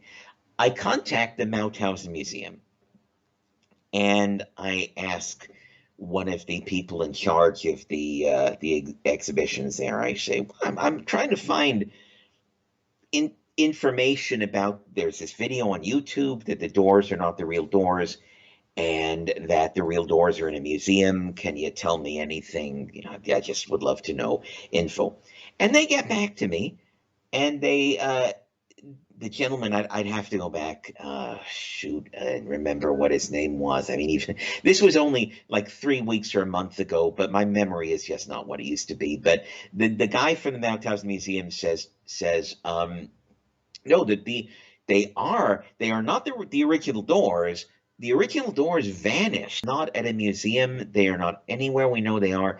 When the camp was liberated, the prisoners just took stuff home, and the doors were carried away by Czech prisoners. They have vanished from the radar. They're not in any museum. So we're dealing at this point with like two very interesting things. The first is Shermer just is completely pulling the thing out of his ass that they're in a museum. And that's just an easy way of dismissing denial. But the worst way there are so many legitimate ways to dismiss denial. You don't have to resort to things like that. When you resort to things like that, you are harming the cause and not helping it. Because deniers are wrong on so many, all of the core issues, every core issues they're wrong about. So you don't have to invent or say that something like that, that the doors are in a museum.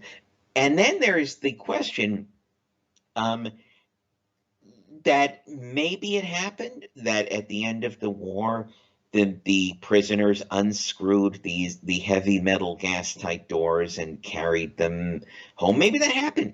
There's no way to prove it didn't, and I can't prove it didn't. Yeah, no, I I get that.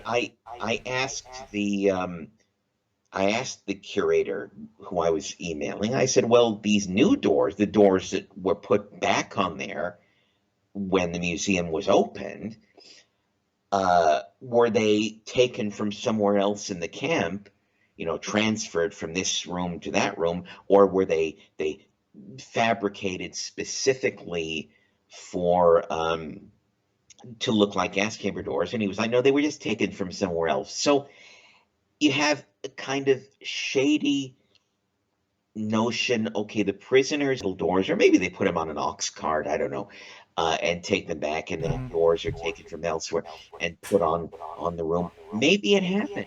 It absolutely could have happened. But It's um, conjecture. I get what you're saying. and Like, I think that my mhm. main point is, this is not the hill to die on when you are fighting deniers. If you are fighting deniers, do not bring up something like this, because even if you were to take out every theoretical or real Mauthausen death, it doesn't affect the Holocaust. Pretty much, because we're talking about if it happened, 3,000 people dying, right? Yeah, Um, and so don't don't go to war over that. That's one of those things where you should be able to say, you know what, there's murkiness. There is some genuinely murky areas about this room, about the doors. I happen to have when I was, one of the two times I was at Mauthausen, I took video of, in their own museum, they have a photograph of the gas chamber room taken right after liberation, and it shows those doors. It does show those doors. Now, whatever that mhm. means, and I'm not trying to get into a debate over that. What I'm saying is, this is the area where you should say, yeah, this is an open question. We have some murkiness. The gas was inducted into the room. Was it inducted from an anteroom? But then again, why were there heating pipes if you didn't have to heat up the Zyklon inside that particular room? Any of it could have happened. I'm not denying that there could have been murders there. What I'm saying is, this very small side skirmish is not the place to take on It's not the hill to die on because there's a exactly. lot of murkiness, and you should stick with where there's like definitive fact. No, I understand a lot of this. And Is there?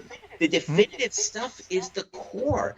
The core of the Holocaust is the extermination of Eastern European Jews, of Russian and Polish and Ukraine and Baltic, Jews. Balkan. Yeah, no, I Yeah, get this. Like, this is the mhm. core of the Holocaust. We can absolutely be open to admitting that there are these peripheral matters where, let's discuss them, let's debate them. Nothing's lost by just having a debate.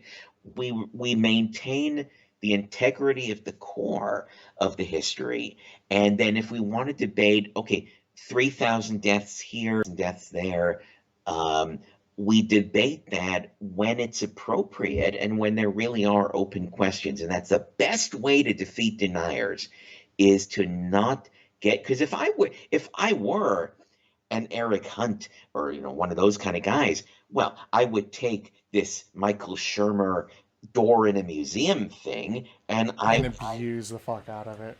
I would abuse the fucking, I would have Yeah. it all over the internet right now about how this proves the Holocaust is a hoax, and that's how they do it. That's how the deniers get their converts. So we have to stop Mhm. feeding them that stuff. Yeah, I was gonna mention to you, because you brought it up. Like, I get like these are just stupid things to die, and I was gonna bring up that like, I thought Shermer like invented this when I actually looked into it. For example, because I got my hands on through an old Denier website that I don't even think's still up. It used to be modeled on a French site called PHDN, uh, or PDHN. I can't remember. And it used to have an M on the end, and it's like Reynolds, I think is his last name, is a French guy who used to be connected, I think, to Forzone.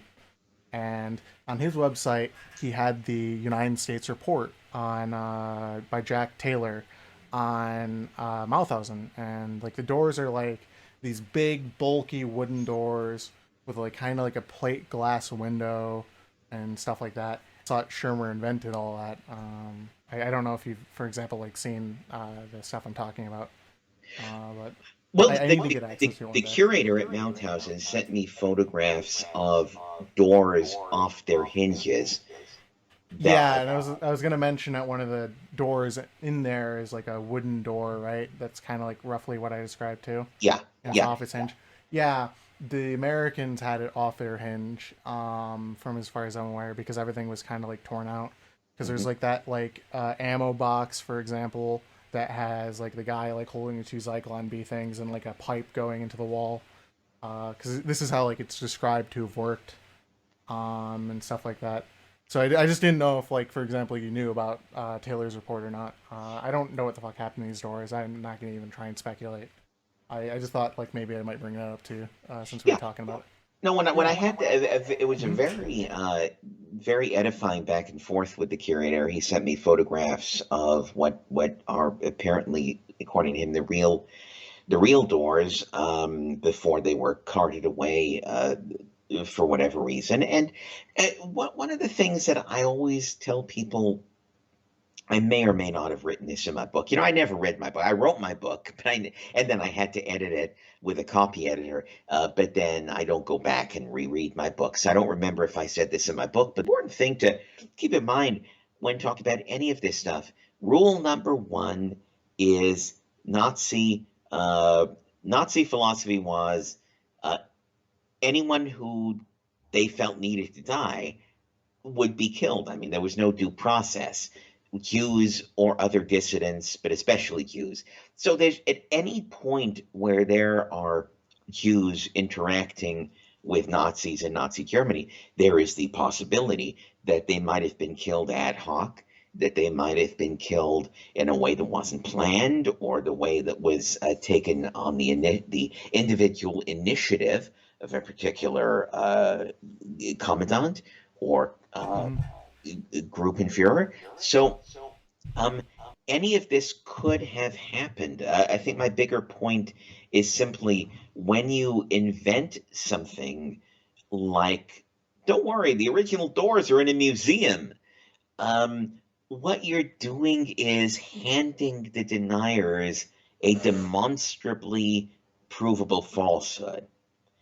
And that's how they get people. Because again, if I were Eric Hunt, Jim Rizzoli, any of these nutcases, what I would do is I would take Michael Shermer swearing in his book, in his video, in a museum. Then I would take the email that I got from the curator saying, "Oh no, doors aren't in any museum. Doors vanished. We don't know where they are." And I would say, "There, see, they're lying to you. The whole thing's a lie." Just don't hand them that. Never hand them that. And if that means occasionally having to say that something is a gray area, that Or something I maybe we don't don't know, know. or stuff like that. Don't give them like wiggle room. Basically, yeah, I agree with Right. this approach for the Yeah, most part. exactly. Now, I can probably only give you 15 more minutes, so if you have another question, I'd love to feel, or a couple Well, you questions, guys I'll have to to say field. like that statement basically walks us into the last one. So basically what I wanted to talk about was you talked about Kelmno, for example, being an extermination camp in your book. And so like one of the things I wanted to ask you about was is to be fair, you kind of already addressed it, which was like, well, we asked the murder method later, right? We fill in the gaps after we find the documents. Now, we have documents, for example, explicitly saying that Kelno is an extermination camp. They were found by Nicholas Terry, for example, who's part of like the HC group. I can email you that some other time, basically, with the other stuff I'm talking about. But specifically, like what I wanted to ask you about is you did a video back in 2014 about the Museum of Tolerance, Yeah. and in there you effectively said like, oh well, Bill, they don't exist. I was curious if like, for example, like you were aware of like some of the documents that exist for Kelmno, that for example ended up in the Irving trials. Like one says, over the course of this 3 month period, we killed 97,000 people in gas vans, 3 gas vans, and stuff like that. And I was curious, like for example, if you were either aware of these documents or whatever, because Sergey's posted them online, and I can send them to you too, or what you thought of these documents more specifically. Well, those documents could be absolutely on the level. The That video that you're referring to, where It's very I'm talking about the faked, not fake, the footage that was from a movie that was misrepresented by the Museum of Tolerance, um, where they took footage from a Polish fictional film and presented it as documentary footage of a gas van. Uh, you may have noticed in that video that I was drinking heavily. I mean, Yeah, I think yeah. you were drinking. You were. Let me The put reason let why I just wanted to ask is Yeah, because no, I didn't know if it was cogent or not. let me put that video in context to you. That video would have been shot in 2014 or early 2015. Uh, at that point, I was the caretaker of my mother, who was dying from dementia and a bunch of other ailments. She was living with me, and I was caring for her as I was watching the woman who raised me die in the worst possible way that a human being can die. When you have a brilliant college educated woman who gave me every education I ever needed. I never got an education from public schools in Los Angeles. All of my education came from her. And now I am taking care of her as her mind is like a baby. And she has, and forgive me for saying, but I want to be honest with you on this. She has no bowel control. I have to feed her. I have nurses who come by once a day, but because of the dementia, I don't want to stop taking care of her in the home because she gets very frightened among strangers. Now, keeping that in mind, I'm trying to promote my book. Now, I can't go anywhere. I cannot. Uh, I can't leave my house for any extended period of Mm-hmm. time. I can't go on a book tour any place else to do a promotion. So I started doing those videos to help promote my book, but I had to do them from inside my house, which is why I kind of invented The that. fortress of solitude with the mattress Exactly. behind you. Um, I don't want you to take those videos as any kind of like my historical thesis. I was dealing with one of the worst things a human being could possibly deal with in their life. I Mm-hmm. was drinking so heavily that, but yet my tolerance to alcohol was so high that I was the only way I could function, the only way that I could do the things I needed to do to take care of my mom on a daily basis. Um, so I don't I don't want that counted as part of my historical oeuvre, as part of my That's fair. No, I can get curriculum I that take. because Um, you're in a situation where you're drinking a lot, and you might not, for example, always say things that you agree with. I've been drunk before too. I've fallen off a roof, for example. So and, I've had fun with alcohol too. Sorry. and also, yeah, exactly. And also, I have my publisher who has sunk all this money into my book and then has to learn that I can't go on a book tour for it, viably saying to me, Jesus, David, you got to promote the book somehow. and So I'm doing those videos for a variety of reasons, but if when the history of my life is written, those have to have an asterisk by them. Um, Chelmno was definitely an extermination facility, and and if it was gas fans, and there are documents to prove that, and I have seen some of the things you were just talking about. Yeah, absolutely could have been gas fans. Absolutely could have been. Um, we know that the Wortgau was a place of death for Jews. The Wortgau Yeah, was just somewhere around like 150,000 were killed just in 42, right? yeah, yeah, and Yep. it was a place where it was one of the first places, arguably the first place, where the suggestion was made, and I say this in To exterminate Jews because it was a local initiative that was given approval exactly from above. a Yeah, local this is initiative. something Kershaw talks about in his article in Prize Genocide and stuff. Yeah, Um, so we know that we're dealing with a place that was a death trap for Jews, and I would not get into any argument over did they use this method or that method. I do believe very firmly this represent footage from a movie as footage from historical, like contemporary events. oh, no, no, no. So, hold on, to just clarify. I understood the purpose of the video. It's just, there's like a segment where you're just like talking, for example. To be fair, it's off the cuff, you're drunk, and so on. But the reason I was asking is because you made a comparison, for example, with something that become future, which is your Unicornville article that you wrote, for example, in that one guy's website about I think it's like Cronwell or something. I'm not sure what his name is, but like you go in there and you say, well, gas vans are unicorns with rainbows shooting out of their ass. They don't exist. That's why I was asking, is Yeah, because like it and starts off with like a really definitive statement. yes, So I want to ask, like, is this reflective of reviews? If not, or if it is, what no, else would you suggest? That's there fine. there is no comparison because whereas the idea of resettlement camps or areas for the Reinhardt Jews, whereas that is an impossibility, whereas we know that that did not happen. That there was no, they were not settled. They didn't live in Treblinka for 3 years, and they were not They didn't resettled. get settled in the East like the narrative Yeah. claims. No, So yeah, I agree with that. that's an impossibility. Gas vanity, and that's why I'm saying that that particular video must be viewed in the unique context of what was going on in my life at that moment. That's fair. I'll agree with that. Because I've been in a hard place too. All right, I got one final question to squeeze Sure, in, if that's okay. sure.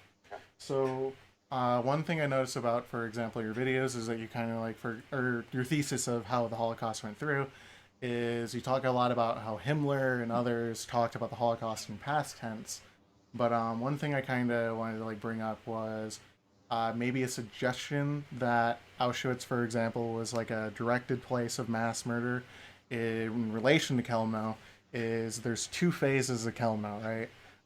The one that you're talking about specifically in your book is called the castle phase because that's when the castle was there, the building where they're told, "Oh, you're going to go somewhere." Yeah, yeah. Like details don't really matter. It's murky. Um, Chelmno temporarily reopened in April of 1944 on Himmler's initiative for the extermination of Jews from specifically, I think it's Lodz ghetto, and so they killed maybe 5 to 10,000 people over June and July, and then they shut down Chelmno again and go back to the destruction of corpses from 1944 that they didn't finish in 33. So there's a liquidation and then reopening of the camp where Chelmno is kind of unique in this type of fashion.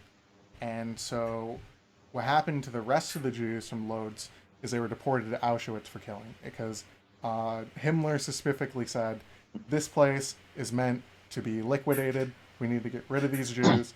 So it's part of like kind of like the campaign against Polish Jewry again that kind of slowly reopened in 44. And I thought I'd like throw this maybe as like a thought or food for thought because you didn't seem to think that the extermination policy continued in 44.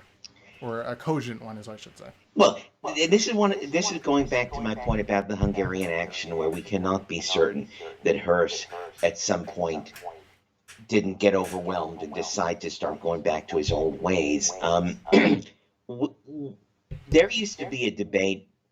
It was very big in the 90s. I don't know if anyone still debates it anymore, but it was a mainstream debate about whether the Holocaust was launched in Functionalism and intentionalism, maybe. the functionalism, that was a great debate, and that was actually one of 80s and so on. I didn't know if you might have been bringing up that. Oh yeah, Anyway, go ahead. I wish we could get back to that period where you could actually debate some of these fundamental issues without people calling names and attacking each other, because that was there was a slightly smaller debate over whether the Holocaust started in the thrill of victory. In other words, when the Nazis easily stormed through Poland into Russia and seemed to be on their way to Moscow. And they're like, yes, we are ascendant, and now we will start killing Jews, or whether the Holocaust was more about the agony of defeat. Oh, we're being defeated. We're going to take a lot of Jews with us. We're not going to make it to Moscow. In fact, we may not even survive as a nation. I think it was a little bit of both. Now, this is something Mark Weber and I agree with. I don't want to speak for him, but and you'll speak to him and he can tell you on his own. But his opinion and so on. Yeah. But I think there was a point when the defeat, the Nazi defeat, was very inevitable, and they knew that it was inevitable. Not only are they not going to not get to Moscow, they're not going to be able to hold on to Poland. And they got to pull all the way back to the homeland and hope that between the Soviets on the east and the Western allies on the west, they got to at least hope that they don't lose their own country. It's that in Hitler's his political testament, his final testament, where he says, "Well," and again paraphrasing, but it's like, "Well, at least I pierced the heart of Jewry, albeit by a more humane means than they killed us." Yeah. But it got to the point where it is absolutely conceivable, fully conceivable, that in 1944, as things are collapsing, that the Nazis would want to start liquidating Jews because, again, going back to Hitler's testament, what he's essentially saying is, I'm dying, I'm done, this generation of National Socialist leaders is done, but at least I'm leaving you behind a Germany that has been, and in fact a Europe that has been cleansed of a lot of Jews. So I think there was a point where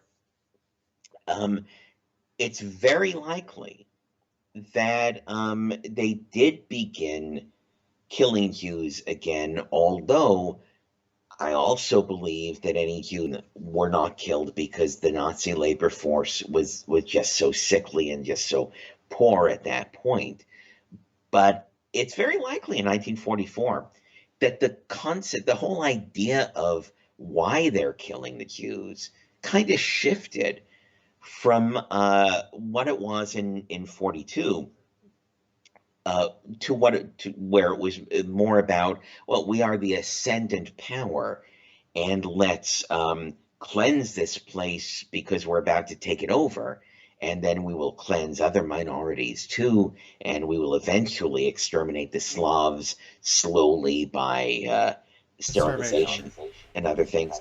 And by 44, I think a certain amount of bitterness and set in where they're like, well, we're losing and we're pulling back.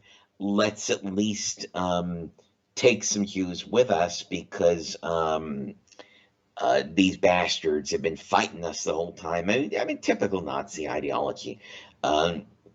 So it's it is always possible that more exterminations happened in 44, but I believe they were not part of the original plan. I think the original plan was uh, very Nazis were thinking in 41 and 42, where they first exterminate hundreds of thousands of Soviet Jews, and then they decide in 42 they're going to exterminate all but the most necessary Polish Jews. And obviously, at the same time, they're exterminating Ukrainian Jews and all the other Jews in the region. That was one thing. And that was a program undertaken in optimism. Uh, Very, very likely and very possible that in 44, a whole nother new kind of extermination started under different means for different reasons because of different circumstances. I'm completely open to that, and that's entirely possible. Um, and that's the kind of thing that I think needs to be discussed, where you can talk about what the initial plan was and what was initially done and why it was initially done. And Mhm. then, the Himmler's Sonthofen speeches are so valuable. I mean, Posen as well, but Sonthofen especially, because here you have a guy talking to his, and he's saying, again, paraphrasing, of course, but he's saying, I know you killed a shitload of Jews, including kids, in the general government. It was terrible work. I know you didn't enjoy it. You're good guys. I'm a good guy. We don't enjoy that kind of thing. And now I got to bring in Jews from Hungary. And but I promise you, they're just here to labor, and they're just here to work. Um, it is absolutely possible, though, that even though maybe the plan at the beginning of 44, like the spring, summer of 44, was still to just use labor, it is absolutely possible that as things continued to go badly for the Nazis, and in 1944 was nothing Mhm. but bad news for the Nazis. There was no good news for the Nazis in Because 1944. they're losing, there's no turning back. No turning back. So it's absolutely conceivable that at some point they begin to think, okay, we're going to go back to killing for the sake of it because fuck it, we're losing, and we're just going to take all this vermin with us. So yeah, it's absolutely possible. These are the things that I would go into even more. When if I expand my book about how to fight deniers, the same In thing. my points of view, standard story, I get what you're saying. Yeah, I think it's a lot more important to simply isolate the things that we all know happened, and those are the important things. And then to isolate the things where let's talk about it, just like intentionalist versus functionalist. That was a great debate, and so many great books and position papers came out of that debate because you had this free and open debate between British and German and American scholars where they're all just kind of throwing their ideas out there. What we need at this point, if we're banning them from Twitter, is a band-aid when it comes to deniers. The better solution is to understand how they work and to understand that sometimes we have to give a little bit, which means that we have Give to like a little bit in grounds where, like, yes, there's more need for transparency in certain areas, yeah. more need for so yeah, and that's like basically something I've been behind. For example, I think There like are a the few open archives need to be there are a as few open as open possible to questions. the There are a eyes. few things where, but most of them are very peripheral. Things like the Mauthausen doors, that's peripheral. Um, and say that these are some things that we can debate and talk about that possibly might go this way or might go that way. But it's a lot better than the tactic that is used now, which is just to try to, ban them off the platform yeah, and isolate them, right? yeah. Uh, I agree with this entirely. do you know a guy named Nick Fuentes? Nick Fuentes, yeah, I've heard of him. Well, when I don't like him too much, but I know that he got banned because of certain memes he's posted and used. yeah, well, I mean, whether regardless of whether he got banned, I mean, he's a prick. He's not a guy I like at all. But when he did one of his podcasts where he talked about the Red Cross report and just spread denial memes, I did what I always do. I did this with Eric Hunt. I did this with a bunch of other people. I Mm-hmm. reached out to him privately. I said, Nick, David Cole, I'm the guy who the deniers love to cite. I'm on your side when it comes to like certain political issues, not the Holocaust, but certain political issues. I'm certainly on your side. But I am telling you that you are mistaken. You are wrong. And I would love to have a discussion with you, Red Cross report, and about how you're a kid. I think it was like 22, and you're digging your own grave over something that is false, over something that is ridiculous. And I'd love to speak to you one on one about that.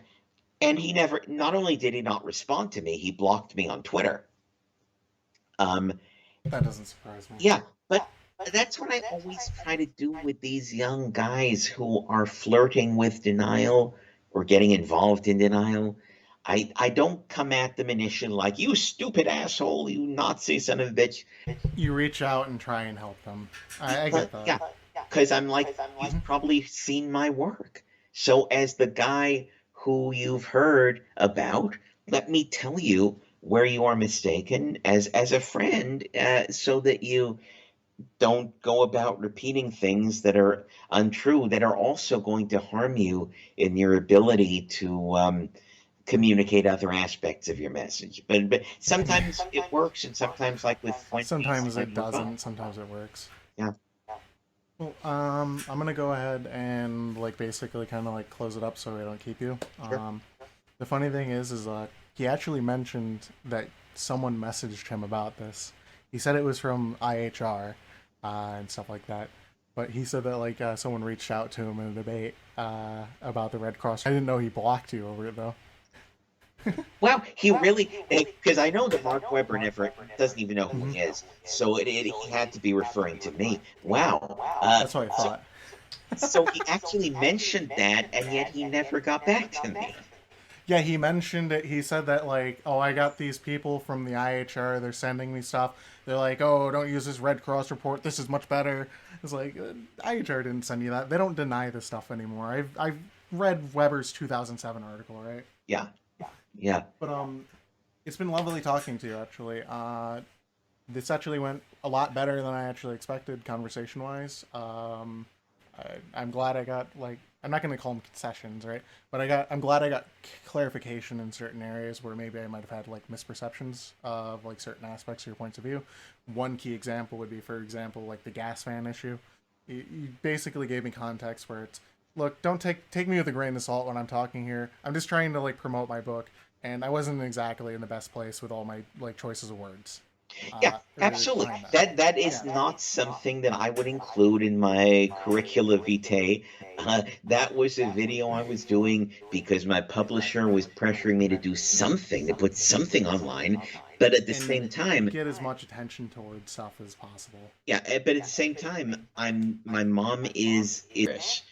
In that video, the wall that mattress is against, on the other side of that wall was my mom, who at the moment was there with a nurse. The only time I could get away and make a video was the periods during the week when the nurses would come, so that she wouldn't be screaming out for.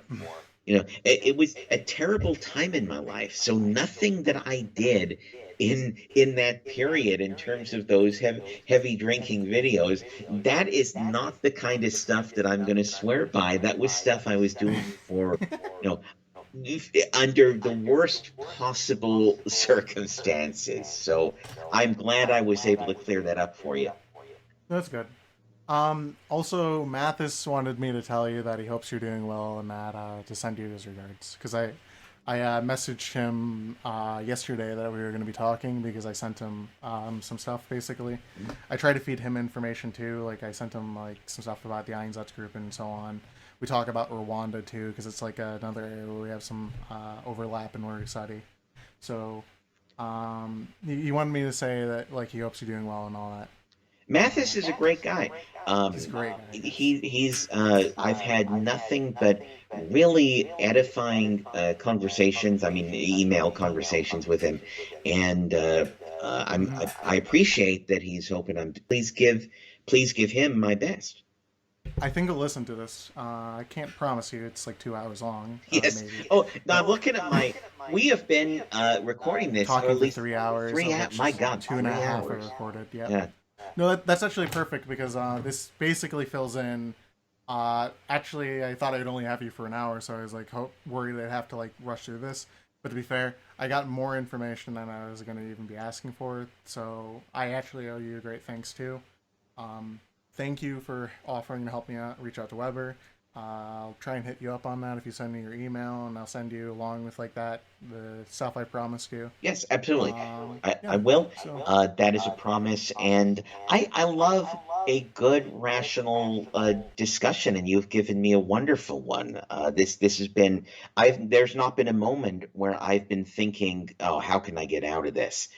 This and a lot of podcasts, like when I do podcasts, a lot of times that's all my mind is. I'm like, okay, when are they going to wrap this up? But this has been very uh, enjoyable for me, and so I hope that it has been equally enjoyable for you because I've had a good time.